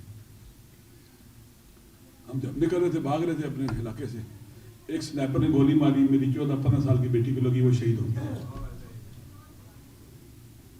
دکھ یہ ہے کہ ہم رکتے سارے مارے جاتے، میں اپنی بیٹی کا جنازہ بھی نہیں اٹھا سکا، دفن بھی نہیں کر سکا، وہاں میری آنکھوں سے بھی نہیں ملتی تصویر۔ جب نامنی کی آگ پھیلتی ہے، نہ مرد دیکھتی ہے، نہ زن، نہ بچہ، نہ بچی، نہ گھر، نہ اسکول، نہ کتابیں، نہ لائبریریاں، ہر ایک چیز کو جلا کر راہ کر کے بسم کر۔ اس لیے آؤ اس وطن کی خاطر اس شہیدوں کے راستے پر چلے۔ ان کا پیغام کیا ہے؟ اپنے دشمن کو درست پہچانو، ظلم نہ کرو۔ آغا جان، ہمارا گھر جل گیا، ہم نے کسی کا گھر نہیں جلانا، ہم نے کسی کے بچے کو نہیں مارنا، نہیں کسی کے ناموس پر ہاتھ نہیں اٹھانا۔ ہم تو ناموس کے محافظ ہیں، ہم تو انسانوں کی زندگی کے محافظ ہیں، ہم قاتل نہیں ہیں، ہمارا امام قاتل نہیں ہے، ہم قاتلوں کے راستے پر چلنے والے نہیں ہیں۔ کہر و غضب بھی ہو، ظلم نہ کرو، ظلم نہ کرو۔ مجھے بتلاؤ، جب حزب اللہ سید حسن شہید ہوئے، حزب اللہ نے وہاں کے گھروں پر حملے کیے، میزائل مارے؟ نہیں مارے۔ دفاع کرنے کی اجازت ہے، ظلم کرنے کی اجازت۔ اگر ظلم کرو گے تو رسوا ہو جاؤ گے، خدا کے دشمن بن جاؤ گے، انبیاء کے دشمن بن جاؤ گے، قرآن کے دشمن بن جاؤ گے۔ اللہ، رسول، قرآن، دین، اسلام کے دشمن، ملائکہ کے دشمن کبھی اللہ کی مدد کے مستحق نہیں ٹھہرتے، سزاوار نہیں ٹھہرتے۔ میں مسائل نہیں پڑھوں گا، انہی کا لباس میں اپنی کو ختم کرتا ہوں، اور انشاءاللہ میرے بات جناب صلی اللہ علیہ وسلم آغاز کے صدر نقوی صاحب کتاب فرمائیں گے۔ آپ بیٹھیں انشاءاللہ اور سنیں، میں بھی سنوں۔ لوٹا تھا، اس میں سے اس نے چند لاکھ روپے لگا کے آپ کی گلی کی سڑک بنا دی۔ لوگ بھائی کچھ بھی صحیح سڑک بنا دی ہے، وہ آیا اس نے 2 گٹر آپ کے کھلوا دیے۔ بھائی کچھ بھی صحیح، اس نے ہماری گٹر کھلوا دیے۔ کچھ بھی صحیح، اس نے میرے پرانے اسکول میں جس میں اب بھی بچے نہیں پڑھتے، گائے، گدھے، کھوتے، بھینسیں بنتی ہیں، اس پہ کلر کرا دیا، اپنے نام کی تختی لگا دی۔ یہ ہماری قوم کا مزاج، شعور۔ معذرت، ایسی باتیں کرتے ہیں ہم تو بھائی سب جانتے ہیں، آج سے تھوڑی کر رہے ہیں، 45-50 سال سے ایسی باتیں کر رہے ہیں، سب۔ تو بات یہ ہے کہ میں نے کہا نا کہ 2 طرفہ کاروائی ہوتی ہے۔ معلوم ہے، پوری دنیا کو معلوم ہے کہ کیا ہے، لیکن آپ دیکھتے نا میڈیا کے اوپر کیسے کیسے ان کے وکلا بیٹھے ہوتے ہیں۔ میں تو کہتا ہوں کہ کتنے لعنتی ہیں یہ لوگ کہ اپنے گناہ تو ان کے اپنی جگہ ہیں ہی ہیں، اپنے لیڈروں کے گناہ بھی اپنے سر پہ لے کے جا رہے ہیں۔ ان کے وزیر دفاع بن جاتے ہیں نا، یہ بنتے نہیں، وکیل دفاع بنتے نہیں بنتے، ان کے لیے بیٹھے ہوئے ہیں، ان کی چوروں کے اوپر، چوریوں کے اوپر، لٹیروں کے اوپر پردہ ڈال۔ سامراج کو ایسا ہی چاہیے حکمران۔ سامراج کو اگر ان کی آنکھوں میں آنکھیں ڈالنے والا حکمران ہوگا تو گوارا ہے نہیں، ہے نا، پوری دنیا میں اڑوا دیتے، مروا دیتے، ختم کروا دیتے۔ وہ جو گلوبلائز، وہ جو پوری دنیا پہ قبضہ کرنے کا خواب ہے، اس خواب کو پورا کرنے کے لیے ضروری ہوتا ہے کہ چوروں کو حاکم بناؤ۔ یہ چور لائن لگائے کھڑے ہوتے ہیں وہاں ان کونسل خانوں میں، مسافرت خانوں میں، سفارت خانوں میں، آپ سب ہم دیکھتے ہیں، ہمیں بنا دو، ہمیں بنا دو۔ بعض تو بڑے بڑے ماشاءاللہ داڑھیوں والے بھی، وہ بھی آفر کر رہے ہوتے ہیں کہ سر ہمیں بھی کبھی آزما لو، ہماری داڑھی پہ نہ جاؤ، اس داڑھی کے اندر بڑا شیطان چھپے ہوئے۔ ہاں مطلب ہوگا کوئی، مجھے نہیں پتا، لوگوں نے بتایا، ہمیں تو نہیں معلوم، اور نام بھی نہیں بتایا، کم وقتوں نے نام ہی بتا دیتے، میں تو نام لے دیتا لیکن مجھے نہیں پتا۔ لیکن سنا ہے کہ ایسے ایسے بھی ہیں کہ جو کہہ رہے ہیں ہماری داڑھی پہ نہ جاؤ، اس داڑھی کے اندر بہت کچھ چھپا ہوا ہے تمہارے مطلب کا۔ سمجھ میں آ رہی ہے بات؟ تو کوئی بھی واقعہ کراچی میں ہو، لاہور میں ہو، کوئٹہ میں ہو، پارا چنار میں ہو، گلگت بلتستان میں ہو، کوہستان میں ہو، کسی بھی جگہ، چکوال، آپ کا پنڈی گھیپ، مجھے تو سارے یاد ہیں بھائی، جہاں جہاں ہوا پوری زندگی گزر گئی، سارے مسائل دیکھتے ہوئے بھائی، جیکب آباد ہو، شکارپور ہو، لاڑکان ہو، کہیں بھی ہو، لوکل مسئلہ نہیں، یہ کب سے ایک بات بتا رہے ہیں، یہ مقامی مسئلہ نہیں۔ ہم تو سیدھی سیدھی بات کریں گے، میں منطق فلسفہ اتنا سب آتا نہیں، خدا سلامت رکھے قائد وحدت کو، ہم تو ان سے سیکھتے ہیں نا، وہ ہمارے لیے جو مونٹور کہتے ہیں، مینٹور کہتے ہیں، کیا کہتے ہیں، جو سمبل ہے ہمارے لیے، جو ہماری سمبل ہے، نمون عمل ہے، وہ ہمارا قائد ہے، کیونکہ ہمارے اس تعلقات میں تو اب چلہ ہو چکا، چلہ جانتے ہیں نا، یعنی 40 سال ہو گئے، ہم چلہ کھینچ چکے ہیں، 40 سال ہو گئے، ہمیں معلوم ہے یہ جتنے بھی معاملات ہوتے ہیں، جو کچھ بھی ہو رہا ہے آپ کے ساتھ، ہمارے ساتھ، یہاں ساتھ، کیوں ان چوروں کو لا کے بٹھایا جاتا ہے؟ ان کی پہلی اور آخری حسرت اقتدار ہے نا، ان کو حکومت مل جائے، کس شرط پہ حکومت ملے گی؟ اب دینے والا ان سے کھیلتا ہے کہ بھئی ہم تمہیں لے آئیں گے، ہم تمہیں راتوں رات لے آئیں گے، ہم تمہارے لیے 12 بجے سپریم کورٹ کھلوا دیں گے، اور بولو، ہے نا؟ بات یہ کہ یہاں بہت سارے خیالات، بہت ساری پارٹیوں کے لوگ بیٹھے ہوئے، بیٹھا کریں، جیسے سب کو اپنے خیالات کا حق ہے، مجھے بھی حق ہے، اور اگر کسی کو شوق ہو تو میرے ساتھ آگے بحث بھی کر لے گا بعد میں، آ جائے، بتا دوں میں اس کو، ان کی حقیقتیں بتا دوں یہ ہے کیا، کتنے گھٹیا لوگ، پست لوگ، ان میں غیرت نام کی کوئی چیز۔ کہتے مائی باپ جو تم چاہو گے ہم کریں گے، ہم بجلی آپ کو دے دیں گے، گیس آپ کو دے دیں گے، ریلوے آپ کو دے دیں گے، پی آئی اے آپ کو دے دیں گے، ٹماٹر پیاز بھی آپ کو دے دیں گے، جاؤ سب آپ کو دے دیں۔ یہ آپ کو حقائق بتا رہا ہوں اشاروں میں کہ ہو کیا رہا ہے آپ کے ساتھ، آپ کس دنیا میں ہیں، ہم سب کچھ تمہیں دے دیں گے۔ اس پوری قوم کو بجلی کے بل کے پیچھے لگا دینا، ان کو پتہ ہی نہ ہو کہ ان کے ساتھ امریکہ اور اسرائیل کر کیا رہا ہے۔ لگا دیا نا بجلی کے بل کے پیچھے۔ ان کے گھروں میں گیس بند کر دو، گیس بہت ہے بند کر دو 8-8 گھنٹے، تاکہ چولہا جلانے کے لیے ڈھونڈتا رہے، لکڑی لاؤں، کیا لاؤں، سلنڈر لاؤں، یہ کروں وہ کروں، ایسے ہی ہے نا۔ اب کراچی میں تو میں جانتا ہوں پانی بند کر دو، ان کا پانی بند ہے کراچی میں، ٹینکر آتے ہیں۔ جو غریب آدمی ہے بیچارہ، وہ ہیپاٹائٹس گردوں کا جس سے مریض ہو، وہ پانی گدلا پانی پی رہا ہے، نلوں میں تو آتے ہی نہیں، سمجھ گیا؟ یعنی اس کی ساری زندگی لگا دو ادھر، صبح سے شام تک پریشان ہے، بل کیسے جمع کروں، یہ کیا کروں، وہ کیا کروں، ادھر کیا جاؤں، کدھر جاؤں۔ یہ ہوتا ہے دجالی نظام۔ اچھا بیٹا مجھے سوری یہ بتا دیں کہ اذان کا وقت کیا ہے؟ اچھا میرے بعد بھی کوئی ہے؟ 5:20 پر چلے نہیں اتنا نہیں جائیں گے، آپ ڈرائیں مت لوگوں کو۔ میں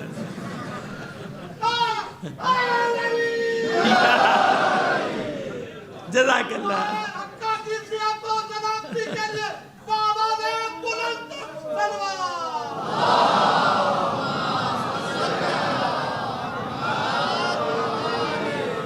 تمام مومنین و مومنات کی صحت و سلامتی کے لیے ایک بار اور بلند تر صلوات بھیجیے۔ سمجھ میں آئی بات؟ بس جب ان کو لایا جاتا ہے تو شرائط بنوائی جاتی ہے نا۔ آپ دیکھیں گزشتہ 1.25 سال 1.5 سال میں کتنی سستی ہو گئی چیزیں، ہے نا؟ پیٹرول 156 روپے لیٹر تھا، اب ماشاءاللہ 280 روپے۔ آپ لوگ بھی تو ناشکرے ہیں۔ ڈالر 155 روپے کا تھا، 155 روپے، ابھی ماشاءاللہ 280۔ بھئی آپ ٹی وی دیکھا کریں، آپ خواہ میں سوشل میڈیا کے پیچھے پڑے رہتے ہیں، ٹی وی پہ سب ہریالی ہریالی ہے۔ خاص طور پہ پی ٹی وی دیکھا کریں، آپ کی ساری ٹینشن دور۔ آپ کو لگے گا بھائی یہ تو امریکہ سے بھی آگے نکل گئے، بھائی ہم تو امریکہ سے بھی آگے چل گئے۔ اتنی سستی چیز، 20 روپے والی سبزی 20 روپے کلو، ماشاءاللہ 150 روپے کلو۔ اور کیا چاہتے ہیں آپ؟ ٹی وی دیکھا کریں نا، کتنی سستی ہو رہی ہیں چیزیں۔ آپ پتہ نہیں کون سی خبریں دیکھتے ہیں، کہاں کی دیکھتے ہیں، پتہ نہیں امریکہ کی دیکھتے ہیں کہ ہندوستان کی دیکھتے ہیں، کہاں کی دیکھتے ہیں۔ پی ٹی وی دیکھو آپ، بس پی ٹی وی۔ سمجھ رہے آپ کیوں یہ سب ہوا؟ دجالی نظام کیا ہے؟ تھوڑی دیر میں آپ کو بتاتے ہیں کسے کہتے ہیں دجالی نظام۔ توجہ ہے نا آپ احباب؟ اور یقین مانے میں آپ کی خاطر آیا ہوں۔ وہاں جو مسائل ہیں نا، وہ راجہ صاحب کو بھی معلوم ہے، میرے احباب کو بھی معلوم ہے جو یہاں سے گئے تھے، کہ وہاں سے نکلنا مشکل تھا، لیکن کیونکہ اتوار کا دن تھا، بند ہوتی ہیں کورٹیں وورٹیں سب، تو میں نے کہا چلو میں صبح کے جاؤں گا فلائٹ سے، رات کو واپس کراچی چلا جاؤں گا اتوار کے تھا۔ میں صرف آپ کے لیے آیا ہوں تاکہ آپ کو تھوڑا سا حالات بتا سکوں کہ اصل مسئلہ، اصل پرابلم ہمیں کہاں پہ رہی۔ ایک بار اور صلوات بھیجیے۔ دجال کے بارے میں یہ نہیں سننا چاہتا، دجال کے بارے میں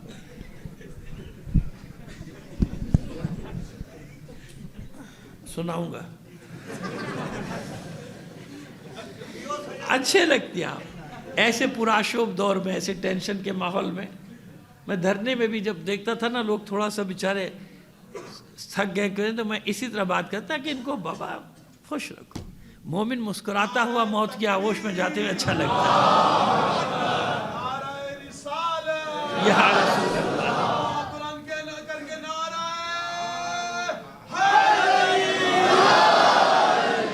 وہ اقبال نے کہا تھا نا، اقبال نے کہا تھا چمر گایت تبسم بر لب اوست، نشان مرد مومن باتو گویم چمر گایت تبسم بر لب اوست. مرد مومن کی نشانی تجھے بتا رہا ہوں کہ ایک ہی نشانی ہے کہ جب موت آتی ہے تو اس کے چہرے پہ تبسم دیکھے گا. رسمی بات نہیں کر رہا ہوں، یاد کرو اس کو. موت آنی ہے، یقین ہے، پھر کیا گھبرانا ہے. موت کا استقبال جب تم مسکراہٹ سے کرو گے نا، یقین مانو قیامت تک کے لیے باطل پیچ و تاب کھاتا رہے گا کہ میں نے اس کو مارنا چاہا، یہ تو زندہ ہو گیا. اس کی ایک مسکراہٹ سے کھانے والا کوئی اور نہیں، حسین کا 6 ماہ کا چاند ماہ منور ہے نا. چلیے بات کو آگے بڑھاتے ہیں. کیا ہے یہ دجالی نظام؟ ہم جو چھوٹے چھوٹے تھے نا تو ظاہر ہے کہ ہمیں نانی دادی والدہ سب بیٹھ کے سناتی تھی. سب گھروں میں طریقہ ہوتا ہوگا یقیناً. تو کہانیاں سناتی تھی، دجال ہوگا، یہ آئے گا، اس کی ایک ماتھے پہ ایک آنکھ ہوگی بڑی سی، اور اس کے پتہ نہیں کتنے 100 ہاتھ ہوں گے، اور اس میں ہاتھوں میں اتنی انگلیاں ہوں گی، اور اس میں ہر ایک میں لوگوں کو پھنسانے کے لیے پھندے ہوں گے. یعنی ہر چیز کا جو جس چیز سے پھنسے گا اس کو پھنسائے گا. یہ کرے گا، وہ کرے گا، وہ کرے گا نہیں. کسی کو ناچ گانے سے، جیسے آج کل چل رہا ہے نا. آپ نے دیکھا کہ اب حیا ختم ہو گئی. یہ حیا ختم کرانے میں کس کا ہاتھ ہے؟ چینلز. سمجھیے گا میری بات کو. چینلز. یہ چینلز کیوں ایسا کرتے ہیں؟ ان کو کنسورشیم سے کروڑوں روپے ملتے ہیں. کنسورشیم میں کون کون ہے؟ سامراجی طاقتیں. مثال کے طور پہ 3 نام لے دیتا ہوں، 4 نام آپ کے سامنے لے دیتا ہوں. امریکہ ہے، برطانیہ ہے، اسرائیل ہے، ہندوستان. یہ جان کے دیتے ہیں قرضے کہ جناب پرائیویٹ چینل بناؤ. یعنی اکثر کو چھوٹے موٹے بیچارے جو ہیں ان کی بات نہیں کر رہا ہوں، جو بڑے بڑے آپ کے نا مین اسٹریم میڈیا، وہ کہتے ہیں آپ آزاد ہیں، چینل آزاد ہیں. 1-2 بس یہ رکھ دیتے ہیں شرطیں ہیں، بھئی یہ ہماری پالیسی ہے. اس میں مثلا اسرائیل کی خبریں، منفی خبریں نہیں چلانی آپ کو، اکا دکا دے دینا تاکہ لوگ آپ کو سنتے رہیں. امریکہ کی منفی خبریں نہیں چلانی. ایک پالیسی جہاں کا وہاں ان کی گردن دبا دیں گے، اور اسی وقت وہ چینل بند ہو جاتا ہے. ہوتا ہے کہ نہیں ہوتا؟ ہوتا ہے نا، بند ہو جاتا ہے. اب ان کو اس کے علاوہ کیا، یہ ملٹی نیشن جو کمپنیوں کے اشتہارات ہوتے ہیں نا، یہ کروڑوں روپے کو اسی وقت تو چلتا ہے چینل، اور کہاں پہ چلے گا؟ وہ وہاں سے دلواتے ملٹی نیشن. اس لیے یہ بائیکاٹ نہیں کر سکتے کسی بھی مغربی اشیاء کا، کیونکہ سارے کے ان کو تو پیسہ مل رہا ہے نا. دکاندار اب تو چلو خدا کا شکر ہے کہیں نہ کہیں پاکستانی پانی وانی ہمیں مل جاتا ہے پینے کو، ورنہ نہیں رکھتے. کیوں؟ انسینٹیو دیتے ہیں دکاندار کو. ہمارا دکاندار بھی تو ماشاءاللہ ایمان کا اتنا پکا ہے نا کہ 2 پیسے کی خاطر کیا کرے گا؟ پاکستانی پانی نہیں رکھے گا، وہ رکھے گا کیونکہ وہ اس کو دے رہے ہیں. مثلا اب میں آپ کو چیزیں بتا رہا ہوں جو اکثر کو نہیں معلوم، اکثر کو معلوم ہوگی جو مارکیٹنگ کے لوگ ہیں. مطلب وہ 10 کریٹ لائے نا پانی کے، 100 کریٹ، ان کا جی آپ کو 10 فری. اب جو 10 فری دکاندار کو دے رہا ہے تو دکاندار وہی چیز بیچے گا نا جس میں فائدہ زیادہ ہے. سمجھ میں آ رہے ہیں؟ آپ اکثر اب دکاندار سارے مجھ سے ناراض ہو جائیں گے. آپ اکثر دکانداروں کے پاس جائیں گے تو وہ آپ کو خاص چیز دے گا، یہ لیں اس میں بڑا یہ لیں. آپ کا فائدہ ہونا اس کا فائدہ ہوتا ہے. سمجھ گیا؟ یہ سب سمجھنے کی چیزیں، شعور. اس طرح یہ سامراجی کمپنیاں کیپچر کر لیتی ہیں پوری مارکیٹوں کو. پھر جو چیز چاہے جب بند جب کھلی. حکمرانوں کو رشوتیں دی، اربوں خربوں روپے خرید لیا بجلی کے. ہم دیں گے بجلی سستی بھی دیں گے. لوگ حکمرانوں کو اس سے غرض نہیں ہوتی کہ بجلی سستی ملے گی یا نہیں ملے گی. ان کی جیب میں جو اربوں روپیہ، بلکہ ان کی جیب میں نہیں، باہر ان کے بینکوں میں جو جا رہا ہے کروڑوں ڈالر جا رہا ہے، وہ سمجھ آ رہی ہے ہماری بات؟ بس یہ دجالی سسٹم کیا کرتا ہے؟ سب کو پھنسا لیتا ہے. آٹا میں دوں گا، چاہیے میں دوں گا، میری بات مانو. میں خلاصہ کر رہا ہوں کیونکہ وقت محدود ہے نا. اشاروں سے سمجھتے جائیے. بجلی نہیں ہے، میں دوں گا. میری بات مانو. اب وہ سارے اس کو کہلایا جاتا ہے سامراجی معاہدے. کیا نام ہوتا ہے ان کا؟ یہ سامراجی معاہدے کرتے ہیں. پھنس گئی حکومتیں بل بلا رہی ہیں, ان کی مجال نہیں ہے یہ IPP اس کے خلاف چلے جائیں, مجال نہیں ہے. معاہدے کے کھائے ہوئے, ورنہ ان کی ساری رپورٹیں باہر لے آئیں گے, اس نے اتنے ارب روپے لیا تھا, اس نے اتنے ارب روپے لیا تھا, اور یہ فلاں نے. وہ بات یہ ہے کہ اگر اب کسی کو میں آپ کو بھی شریف کہوں نا تو پانی کہیں اور گر جاتا ہے, جا کے نشے میں مر جاتا ہے. مسئلہ یہ ہو گیا کہ لغت میں نمبر بدلتے جا رہے ہیں, معنی بدلتے جا رہے ہیں. اب کسی زمانے میں ہوتا تھا نا کہ بھئی یہ بڑے شریف لوگ ہیں, اب وہ وقت آنے والا ہے آپ کسی کو نے بڑے شریف ہو کہ تو ہوگا شریف, تیرا باپ شریف, تیرا دادا شریف ہے نا. سمجھ رہے میری بات؟ چلیے مختصر کرتے ہیں. یہ دجالی نظام پیسہ دے کے, رشوت دے کے, فحاشی, عریانی, چینل, یہ وہ سب کے ذریعے کتنی بے حیائی پھیلا دی کہ جو لباس کسی زمانے میں اگر کوئی خاتون اکا دکا مائے بچ میں نکل آتی تھی تو لوگ تھو تھو کرتے تھے, آج آپ کے سامنے ہے. یعنی کیا سب سے پہلے کیا کرو, یہودیوں کا ایک اصول ہے کہ کسی بھی قوم پہ قبضہ کرنے سے پہلے اس کی غیرت کو ختم کر دو, اس کی غیرت اور حیا کو. یہ میرے معصوم بچے بیٹھے نا بیٹا, سمجھا رہا ہوں, نہیں قریب جاؤ ان بلاؤں کے. کام کی چیزیں, ماں باپ کا بھی قصور ہے. 5 سال کا ہوا نہیں, چپ کرانے کے لیے اماں نے موبائل دے دیا, بیٹھا رہے, جا کھیلتا رہے موبائل سے, مجھے کام کرنے دے, ہے نا, اپنی آسانی کے لیے. نہیں, ایسا نہ کرو, اپنے بچوں کے ساتھ ظلم نہ کرو. کام کی وہ بھی جب سمجھدار ہو جائے اس کو کام کی چیزوں کے لیے دو, وہ سب کرے. تیسرا حربہ کیا ہوتا ہے دجال کا؟ پیسہ دیا, رشوت دی, یہ دیا, وہ دیا, عریانی, فحاشی, سارے میڈیا پہ کنٹرول. پوری دنیا کی میڈیا پہ ان کا کنٹرول ہے, پوری دنیا کی میڈیا. نہیں مانے گا, پوری دنیا کی طاقت اس کے ہاتھ میں. اس پوری طاقت کے ساتھ یلغار کر دو, مار دو, ان کو ختم کر دو. یہ دجال کا. یہ میں پوری روایات کا خلاصہ بتا دیا میں نے آپ کو, ہے نا. ان روایات میں ظاہر ہے کہ کچھ وہ ظاہر ہے کہ ہمارے, میں نے کہا نانی دادی کی جو ان کا تصورات ہیں وہ بنایا, یا جو آیا ہے کہ ایک آنکھ سے مراد کیا ہے. بھئی ایک آنکھ سے مراد ہے گلوبل آئی, یہ جو ہے نا گلوبل آئی چلتی ہے, آپ کھولتے ہیں ٹھک کر کے, یہ وہ ایک آنکھ ہے دجال کی, جس سسٹم کے پیچھے یہ جو نافذ کرنا چاہ رہے ہیں کہ پوری دنیا کو دجال کے تحت لیا ہے. ٹھیک ہے, لیکن ان ساری روایات کے بعد یہ کوئی 150 سے زیادہ روایات ہیں, آپ پڑھیں گے نا آپ پر مایوسی طاری ہونے لگے گی. اب سنیے, جو میں نے اتنا آپ کو خشکی میں سفر کرایا نا, جو اب نتیجہ دینا چاہ رہا ہوں وہ سن لیجئے. 150 سے زیادہ روایات ہیں, بلکہ شاید بہت زیادہ ہوں, ہمارے علماء کرام بیٹھے جانتے ہیں, لیکن 150 اکثر ملتی ہیں جن میں یہ علامات جو آج کل ظاہر ہوئے سب ہیں. یعنی کہیں سے کوئی بچنے کا چانس نہیں ہوگا. پورا عالم اسلام دجال کے سامنے سرنڈر کرے گا, سجدہ کرے گا. سجدے سے مراد یعنی جھک جائے گا, سر تسلیم خم کرے گا. سمجھ گئے؟ ایسا ہو رہا ہے کہ نہیں ہو رہا؟ ہو رہا ہے نا.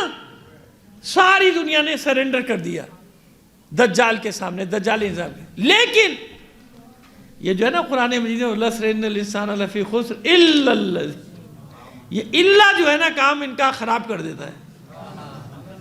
لا الہ الا, آپ کو اللہ کی اہمیت نہیں پتا قرآن مجید میں کیا ہے.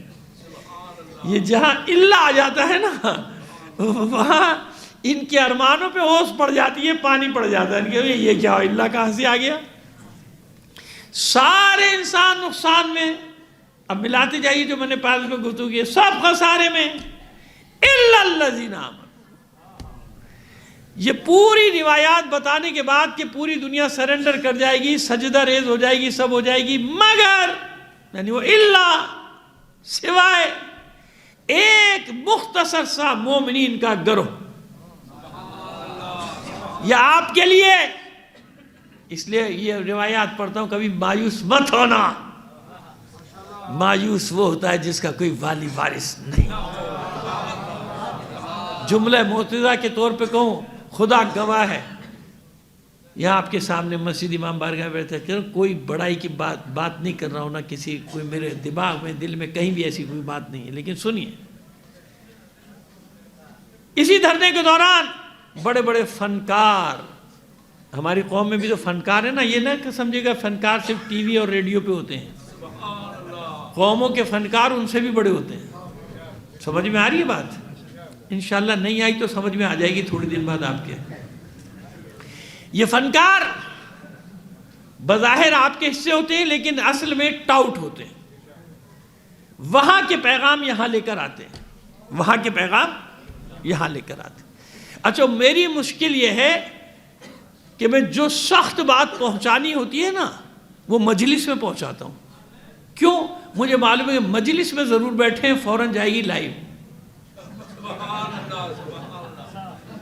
فوراً جائے گی لائیو جاری ہو۔ اچھا، میری باتیں اکثر لائیو جاتی ہیں تو مجلس میں خوب ڈٹ کے بولتا ہوں تاکہ ان کے کانوں تک پہنچ جائے کہ پوری دنیا کو تم ڈرا سکتے ہو، علی والوں کو نہیں ڈرا سکتے۔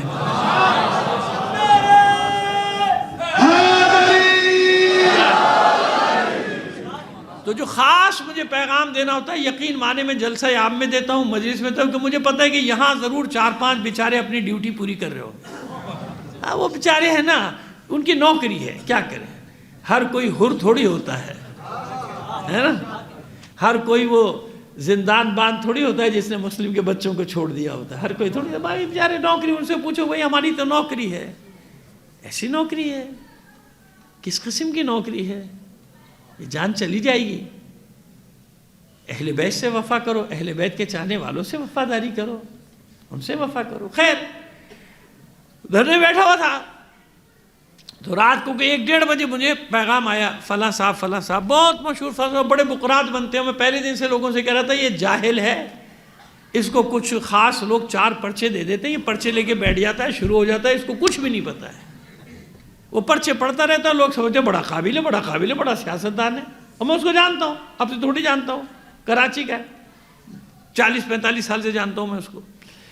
تو وہ جناب ملا، میں نے آ جائیں دھرنے میں بیٹھے، سمجھے کہ نہیں کوئی خاص بات، میں نے پتہ نہیں کیا خاص بات ہوگی پیچھے۔ خیر وہ صاحب آنے، خراسان کے پاس ایک جگہ ہے، وہاں چلے گئے، اکیلے میں ملا۔ میں نے کہا یار ہو کیا گیا، اکیلے میں ملے گا تو کیا قیامت کو ایٹم بم پڑ رہا ہے یا کیا ہو رہا ہے تو اکیلے میں ملے گا مجھ سے؟ تو نہیں ہوا۔ یقین مانے کہ اگر وہ اس وقت دھرنا نہ ہوتا اور میرے سر پہ امامہ نہ ہوتا تو میرے احباب جانتے ہیں قم سے مجھے، بڑے تو جو میں اس کا حشر کرتا نا، تاریخ کا حصہ بن جاتا، وہ مجھ سے بدبخت پتہ ہے کیا کہتا ہے، ہمیں بے وفائی کا درس دیتا ہے، ہمیں غداری کا درس دیتا ہے، پیغام لے کر آیا، لایا نہیں لایا، جھوٹ بول رہا تھا، مجھے نہیں معلوم، وہ یوں ہو گئی بات، یہ ہو گیا وہ ہو گیا، کل مسئلہ حل ہو جائے گا، کل پارا چنار کا راستہ کھل جائے گا، یوں ہو جائے گا، میں دعائیں لے کے آؤں۔ میں نے کہا اچھی بات ہے، ہو جائے گا، بس آپ یہ ایک بینر اور ایک تصویر ہٹا دیں۔ نہیں لینا چاہتا تصویر کس کی تھی اور بینر پہ کس تنظیم کا نام لکھا تھا، اب آپ سمجھیں۔ ہاں اصل بات تو بھول گیا، کہتا پتہ ہے کیا ہے، کہتا ہے کہ آپ دیکھیے کیسے قیادت کا نشہ چڑھایا جاتا ہے، میں صاف آپ کے ساتھ ریکارڈ ہو رہی، سارے کیمرے ریکارڈ کر رہے ہیں میری بات، اس لیے میں تھوڑی میں پرواہ کہ وہ کوئی کلپ چلائے گا، چلاؤ، میں نہیں ڈرتا ان چیزوں سے، کبھی بھی نہیں ڈرا ان باتوں سے۔ کہتا آپ کراچی کے قائد مسلم ہو گئے، سب کو آپ کے پیچھے جمع کر دیا جائے گا، جمع کر دیا، لفظ اردو آتی ہے نا، جمع کر دیا جائے گا کا مطلب کیا ہے، یعنی کوئی طاقتیں ہیں جو آپ کے گرد سب کو، یہ طے ہو گیا، یہ جتنی بھی تنظیمیں فلاں سب آپ کہتے ہیں، بس آپ ڈر گئے۔ اچھا میں سن رہا ہوں، میں سمجھ گیا کہ یہ کوئی کہانی لے کر آیا ہے، بہرحال زندگی گزاری ہے نا راجہ صاحب کے ساتھ، ان جیسے لوگوں کے ساتھ وہاں بھی گزاری، بڑے بڑے لوگوں کے ساتھ، تو سمجھتے ہیں باتوں کو۔ تو میں نے کہا ہاں بھائی پھر کیا کرنا پڑے گا، یہ تصویر اور یہ بینر ہٹا دیں۔ میں نے کہا یار یہی میرا لفظ تھا، چلیے وہ لفظ نہیں لیتا، برا لگے گا آپ لوگوں کو۔ میں نے کہا یار بات یہ کہ تمہارے لیے بہتر یہ ہے کہ اس وقت یہاں سے چلے جاؤ. تم نے مجھے کیا سمجھا؟ تم نے مجھے اپنے جیسا سمجھا یا اور یہ جتنے بکاؤ مال ہیں ان جیسا سمجھا؟ تو بھائی آج سے 40 سال پہلے بیچ کے جوانی میں کچھ فائدے اٹھا لیے ہوتے. اب تو میں بوڑھا ہو گیا, اب تو پتہ ہی نہیں مجھے بھیا کب نکل جانا ہے اگلی گلی سے, اگلی پتلی گلی سے ہی نکل گیا, پتہ ہی نہیں چلا. یہاں سے اٹھتے معلوم ہے راستے میں گھر ہی نہیں پہنچے, ہارٹ اٹیک ہوا, چھٹی ہو گئی. دیکھا ہم تو صبح شام دیکھتے ہیں. میں نے کہا تم کو شرم نہیں آتی؟ تم کس کے نمائندے ہو؟ اب میں وہ نام لے دوں تو وہ ادارہ میرے پیچھے پڑ جائے گا کہ بھائی کہاں, ثبوت تو نہیں نا میرے پاس. تو میں نے کہا کہ نہیں, فرشتے. کیا کہا؟ دوست نے مجھے کہا مجھے فرشتوں نے بھیجا, اور میری فرشتوں سے بڑی بات چیت اور یوں ہے وہ ہے وہ آپ, اور ورنہ پھر یہ سارے ادارے آپ کے پیچھے پڑ جائیں گے. میں نے کہا میں خوش قسمت ترین انسان سمجھوں گا کہ سارے شیطانوں کے نمائندے میرے خلاف کھڑے ہوئے, اس کا مطلب میں صحیح ہوں. میں نے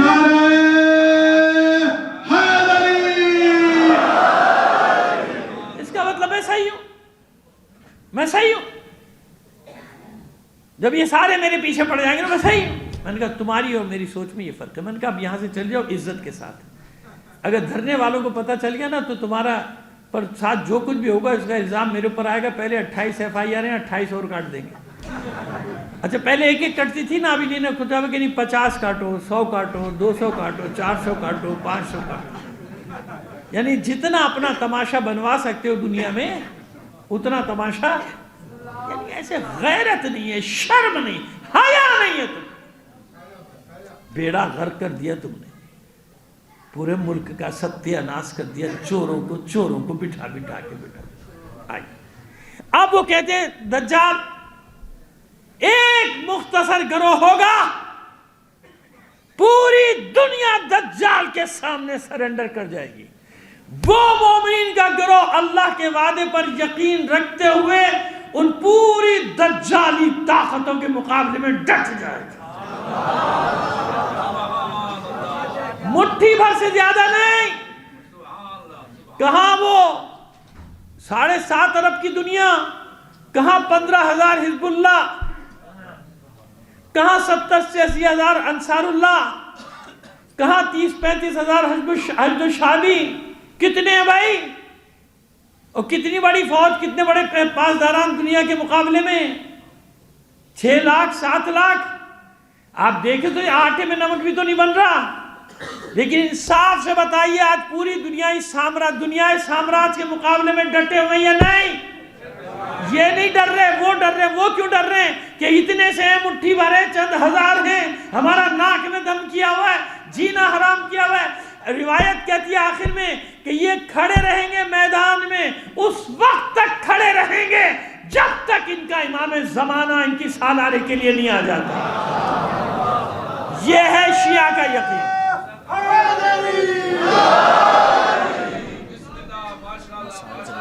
جی جی جی جی بالکل. نعرہ تکبیر, نعرہ رسالت, نعرہ حیدری, لبیک یا حسین, لبیک یا حسین, لبیک یا حسین. جزاک اللہ.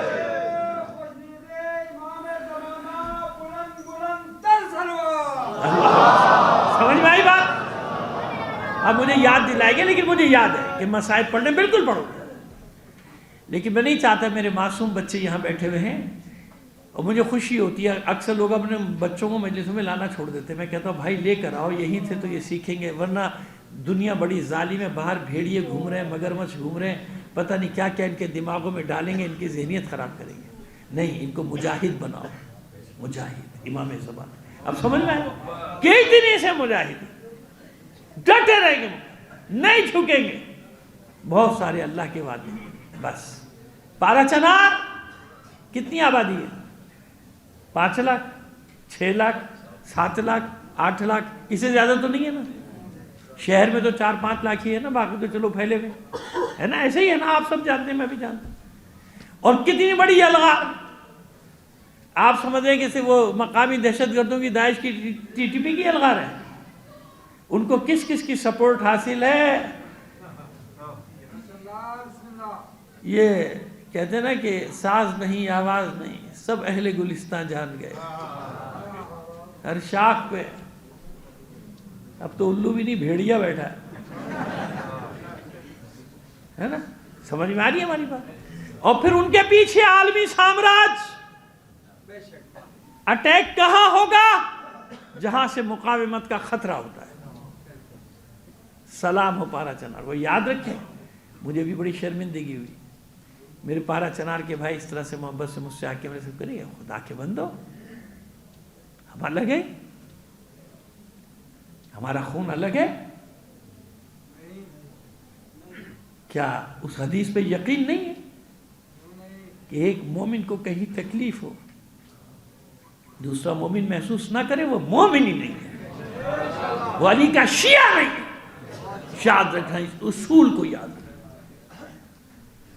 کیسے ہو سکتا ہے کہ میرے جسم کے ایک عضو میں تکلیف ہو میں محسوس نہ کروں؟ اور ابھی بھی صورتحال آپ دیکھ رہے جو ہے، ابھی بھی دیکھ رہے ہیں آپ۔ باتیں بہت نہیں کراچی کے حساب سے کرنی کس نے کیا کیا کیا، لیکن الحمدللہ خدا کا شکر ہے نکلے لوگ۔ وہ جو کہتے ہیں نا کہ وہ پراچنار کیا کراچی میں کیوں بازگشت اتنی ہوئی؟ کیوں؟ بھول گئے ہو، گدھے ہو، احمق ہو، بے وقوف ہو؟ ان لوگوں کو کہہ رہا ہوں جو ٹی وی پہ آ کے بکواس کرتے ہیں اور کرتی ہیں۔ کون سا وقت ایسا ہوا جب کراچی والوں نے سب سے پہلے ریئیکشن نہیں کیا؟ مجھے بتاؤ نا۔ کوئٹہ میں جتنے بھی سانحات ہوئے سب سے پہلے کراچی نکلا کہ نہیں نکلا؟ دھرنے دی، میں نے خود دھرنے دیے ہیں جب 10 منٹ، اور ہم سے کہا جاتا تھا وہاں انہیں آپ کیوں کریں؟ میں نے کہا کوئی کرے نہ کرے ہم کریں گے، وظیفہ ہے نا، وظیفہ ہے نا ہمارا۔ تو اس کو دوسری طرح سے پیش کیا جا رہا تھا، یہ کوئی سازش ہے کہ کراچی میں نے ہاں پھر کر لے، تو جو بکواس کرنی کرتے رہو، ہم اپنے بھائیوں کے لیے کھڑے ہوں گے۔ ہم نے اپنا خون ملایا ہے اپنے بھائیوں کے خون کے ساتھ، ساری دنیا میں، چکوال میں ہوا، لاہور میں ہوا، گلگت بلتستان کو، کہاں پہ ہم نہیں بولے؟ کراچی کے لوگ نکلتے ہیں، ان کو درد ہوتا ہے، نکلتے ہیں۔ اور پھر ایک ایسا شہر ہے کہ جس میں سیاسی شعور، مذہبی شعور تھوڑا سا زیادہ، یہ نہیں کہہ رہا کہ بڑائی نہیں بیان کر رہا، لیکن آپ بھی جانتے ہیں کہ تھوڑا سا شعور ان کا زیادہ ہے، وہ فوری ریئیکٹ کرتے ہیں، انہیں معلوم ہے۔ ہم نے اس زمانے میں دیکھا جب قتل و غارت گئے کہ اگر فوری ریئیکٹ نہیں کریں گے نقصان ہو جائے گا، فوری ریئیکٹ کرتے تھے، حکومت بیٹھتی تھی۔ عزیزو بس یاد رکھنا، میں 2 بھائیوں سے بات شروع کرنا چاہتا ہوں، بلکہ ایک باپ اور 2 بیٹے۔ لوگ سمجھتے ہیں نا کہ حسین نے سب کو بھیج دیا تھا، اور ایسا حقیقت بھی تاریخ میں کہ بھئی میں اپنے وعدہ گاہ کی طرف جا رہا ہوں، مرنے کے لیے جا رہا ہوں، باقی سب چلے جاؤ۔ چلے گئے تھے 3-4 ہزار سے، چلے گئے بھائی، آہستہ رات ہوتی تھی، چپکے سے اپنا سامان باندھتے تھے، بھاگ جاتے تھے اندھیرے میں۔ عاشور کے دن یہ چند بجے تھے، مگر ایک سوال ہے، وہ حسین کہ جو مکے سے نکلے ہیں اور کربلا تک لوگوں کو واپس بھیجتے رہے، جاؤ بھائی چلے جاؤ، پھر کیوں حسین نے چند خط لکھے کہ میری مدد کو آؤ؟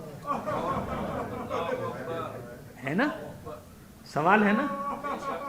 کوئی بھی آپ سے سوال کر سکتا ہے، آپ تو کہتے مولانا نے سب کو واپس بھیج دیا، حبیب ابن مظاہر کو خط کیوں لکھا؟ یزید ابن بسیط انصاری کو خط کیوں لکھا؟ بصرے کا، آپ کا چاہنے والا، اور بہت سارے لوگ، میں تو کیونکہ وقت کم ہے تو 2-3 منٹ میں آپ کو بتانا چاہ رہا ہوں کیوں لکھا۔ عزادارو، حسین تاریخ بشریت کی ایک عجیب ترین جنگ لڑ رہا، اسے لشکر کی ضرورت نہیں تھی۔ حسین یہ چاہتا تھا کہ میرے ساتھ 2 آدمی ہوں، لیکن میدان میں چھوڑ کر جانے والے نہ۔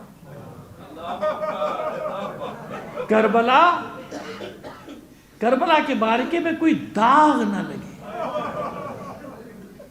اتنے بڑوں کو واپس بھیج دینے والے حسین نے اپنے 6 ماہ کے علی اصغر کو واپس کیوں نہیں بھیج دیا؟ بھیج دیتے نا، ارے 6 ماہ کا بچہ ہے، اس کا کیا کام، جائیے عمر باپ، آپ تو اپنے بچے کو لے کر جائیے، ان کا کیا کام۔ اور محمد کو بھیج دیا ہوتا نا، کبھی یہ جنگ مردوں کے، بچوں کا کیا کام، جاؤ 2 غلاموں کو دیتے، جاؤ ان کو مدینے پہنچا دو، اب جنگ شروع ہونے والی ہے، ایسے ہی ہوتا ہے نا۔ जंग शुरू में बच जाओ भाई। कासिम को भेज दिया होता कि उम्मे फरवा आप जाइए, कासिम को लेकर जाइए, अब बड़ों की जंग होगी, अब बच्चों का कोई काम नहीं। जो मैं बात समझाना चाह रहा हूं, यानी क्या, जिस जिस कैरेक्टर की जरूरत थी करबला में, हुसैन ने उन सबको जमा कर दिया, और जिसकी जरूरत नहीं थी वापस। आज वही छलनी में छाना जा रहा है तुमको अली के शियो।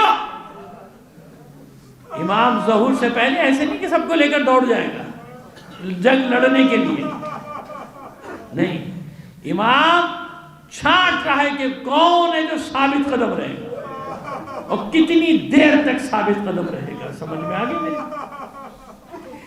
बसरे खत गया, बसरे में इमाम के चाहने वाले बहुत सारे थे। हज़रत अली के ज़माने से थे मौला आरिफान के यजीद इब्न बसीत अंसारी, जो वहाँ के बहुत बड़े यानी मोअज़्ज़िज़ तनी शुरफा अशराफ कहलाते थे। अशराफ में आपने अपने कबीले के लोगों को दूसरे लोगों को जमा किया कि ऐसा ऐसा इमाम हुसैन का ख़त है। और फिर वही जो मुनाफिकतें पहले से, इब्न ज़ियाद गवर्नर था ना उस वक्त, वहाँ बाद में उसने अपने भाई को बना के फिर उसको कूफे भेजा गया था। तो वो खबर हो जाएगी, ये हो जाएगा, वो इब्न ज़ियाद ने जासूस भी छोड़ रखे थे। बड़ा मायूस हुआ यजीद इब्न बसीत। इसके 8 बेटे थे, 8 को जमा किया। देखो तुम सब जानते हो कि फर्जंद रसूल है और इमाम बरहक है। उसने बुलाया है, नहीं जाएंगे तो याद रखो क़यामत के दिन हमारा कोई ठिकाना नहीं होगा सिवाय जहन्नम के। कोई बेटा नहीं उठा, कोई बेटा मदद के लिए। कहा अच्छा मुझे तो जाना है, मैं तो जाऊंगा। जब ये अकेला चलने लगा तो इसके 2 बेटे अब्दुल्ला और उबैदुल्ला, उनकी गैरत जागी, बाबा हम भी तेरे साथ जाएंगे। अक्सर सिर्फ कूफे के अभी मज़ाहिर का जिक्र होता है, मैं और जगहों के लोगों का भी वक्तन फ़वक्तन जिक्र करता रहता हूँ कि हमदान से कौन आया था, फला जगह से कौन आया था, जो मैंने 2 जिल्दों में इसको लिखा भी है अंसार हुसैनी के नाम से। तो वो ये 3 अफराद का काफिला छुप के, काफिलों में अपने आप को इन्हीं ने ऊँट के पेट, अब इतना लंबा सफ़र करना, ऊँट के पीठ के पेट के नीचे बांध के ऊपर से बोरियां हो रही है जैसे सामान लटका हुआ है, ऐसे सफ़र किया। यानी जो मदद करना चाहता है दीन की, उसके लिए कोई बहाना नहीं। रास्ते बंद थे, यूं था वो था, मैं इधर फंस गया, मैं उधर फंस गया, यूं हो गया, कर्फ्यू लग गया, मेरे घर के आगे 2 पुलिस वाले बैठ दिए, चाहे वो खुद ही बिठा दिए। अंसार हुसैनी जानते हैं कि हमें पहुंचना है, छुप के। अब इतना लंबा सफर पेट के नीचे अपने आप को बंधवा के, ऊपर से सामान बंधवा के सफर करने में मजाक है क्यों कोई? क्योंकि रास्ते में तलाशियां होती थी, पहरे बिठा दिए थे इब्न ज़ियाद ने, सबने, कोई निकल के जाने ना। ये 3 पहुंचे हैं फर्द 9 मुहर्रम को, कहीं पे 10 मुहर्रम की सुबह, और इतने खुश हुए थे इमाम यजीद इब्न बसीत अंसारी को। यजीद, अच्छा अब ये भी बता दें कि यजीद के नाम से धोखा ना खाइएगा, उस ज़माने में ये आम नाम होता था। और आप जब जाके देखेंगे कि अंसार हुसैनी में 4 इस नाम के शहीद हैं, यजीद नाम के, क्योंकि एक आम नाम होता था ना, इसमें कोई बाद में लोग गाली बन गया। जैसे अब आप कोई अपने किसी बच्चे का नाम ज़ियाउल हक रखते हैं, नाम में कोई खराबी है? नहीं है ना, क्यों? उस कैरेक्टर के साथ होगी। अब्दुल रहमान नाम रखते हो, अब्दुल रहमान, रहमान का बंदा नहीं। अब समझ में आ रही है? इसलिए बता रहा हूँ कि बाल बच्चे ने खामखा में लोग उनकी सुइयां अटक जाती हैं, इसका नाम ये क्यों था, उसने अपने बेटे का नाम ये कहा। अरे भाई नाम होते थे, वो तो उनके किरदार जब सामने आए तो उसके बाद फिर वो नाम मतऊन हो गए और कोई नहीं रखने लगा उनके नामों को। समझ में आ गई हमारी बात? अब ये थी। अब सुनिए आशूर के दिन हुआ क्या। हमला आम, अक्सर हमारी यहाँ, अक्सर सबकी बात में नहीं कर, अक्सर ये होता है कि मसाइब कहाँ से शुरू किया थे कि सुबह हमला आम हुआ, आधे शहीद हो गए, अब उसके बाद शुरू करते हैं। और खुदा के बंदो हुआ, वो जो हमला आम हुआ वो था क्या, उसमें हुआ क्या, उसमें अंसार हुसैनी ने किया क्या। एक एक सिपाही का कारनामा दर्ज है कि किस तरह से वो लड़े थे। अंसार हुसैनी ने नेज़ों जमीन में गाड़ के दीवार बनाई थी ऐसे टेढ़, क्योंकि वो तीरों का में बरसा रहे थे खेमों की तरफ, तो पूरा जंगी नक्शा बनाया था। कोई तीर आते थे नेज़ों से टकराते थे, पीछे चले जाते। اپنے گھٹنوں کو رسیوں سے باندھ کے ریت میں گاڑ دیا تھا انصار حسینی نے تاکہ پیچھے نہ گرے، میدان چھوڑ کے نہ جائیں آپ۔ اور جب خیموں کے تک پہنچ گئے تھے، یہ بدبخت حملہ کر رہے تھے، تو یہ باپ شہید ہوا اور باپ نے چلا کر بیٹوں سے کہا خبردار حسین کا ساتھ مت چھوڑنا۔ یہ تینوں حسین کے خیمے کے گرد تھے تاکہ ہر آنے والے حملے کو روکیں۔ سنو، یہ دونوں حسین دیکھ رہے کہ دونوں بھائی لڑ رہے ہیں، حملے پسپا کر اور رو رہے ہیں، آنسوں سے رو رہے ہیں۔ جب دو چار کو پسپا کیا تو حسین نے بلایا خیمے میں، روتے کیوں؟ ابھی کچھ دیر میں میرا بابا جانے کو جانتے ان کا جواب؟ عبداللہ ابن یزید ابن بسیط انصاری اور عبید اللہ کا، دونوں بھائیوں کے جواب جانتے ہیں؟ کہتے مولا خدا گواہ ہے ہم اپنے لیے نہیں رو رہے ہیں۔ آپ جواب سنیں ان کا، مولا ہم تو اس لیے رو رہے ہیں کہ ابھی تھوڑی دیر میں ہم مار دیے جائیں گے، آل رسول کا کیا ہوگا؟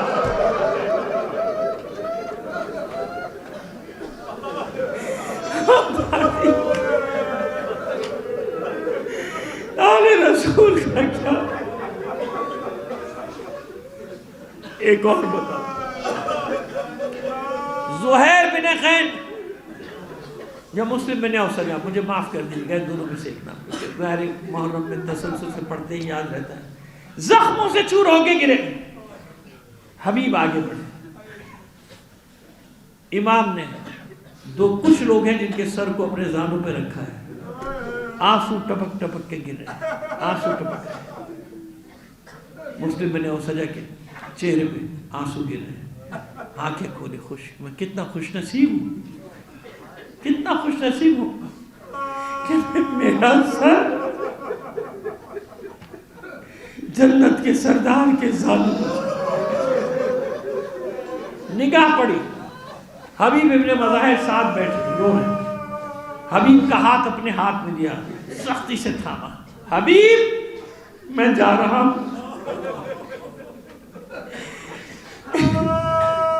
اس غریب زہرا کا خیال رکھنا،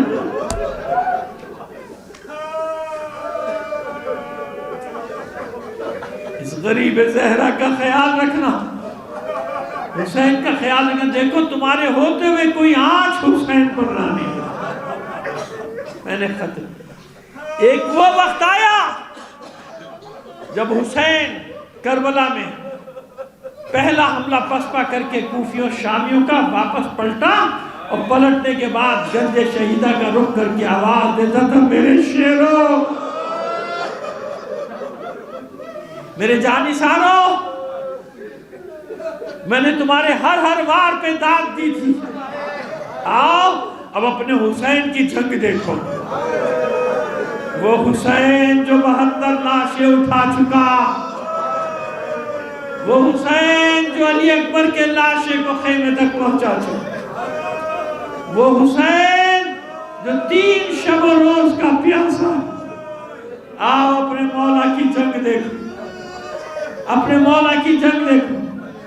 میں نے روایت میں نہیں پڑھا لیکن میرا یقین ہے کہ کٹے ہوئے لاشیں تڑپ رہے ہوں تو تعجب نہ کرنا ہے۔ کیا معلوم آوازیں دیتے ہو مولا کیا کریں، موت نے مجبور کر دیا، پھر زندگی دلوا دیجئے، پھر اپنی زندگی آپ پر قربان کر دیں گے۔ بڑی مظلومیت سے میرے پارا چنار کے جوانوں کو بوڑھوں کو مارا گیا، ان کے گلوں کو کاٹا گیا، لیکن ایک منظر میں تمہیں بتاتا ہوں۔ جانتے ہو زینب نے کس عالم میں دیکھا تھا اپنے بھائی کو؟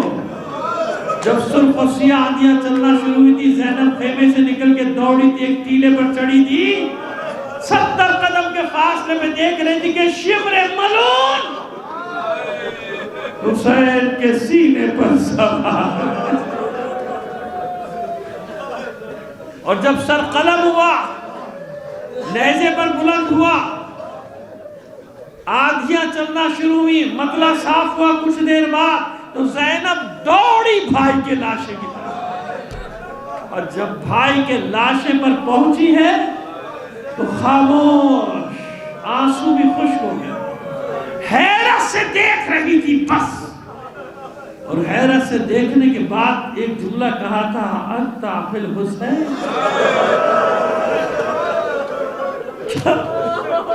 کیا تو میرا بھائی حسین ہے؟ اس طرح سے لاشا پامال کیا گیا تھا۔ دو جملے سن لیجئے، میں نے پھر مختصر کر دیا۔ دربار ابن زیاد میں انعامات بڑھ رہے تھے ہر جرم کرنے والے کو۔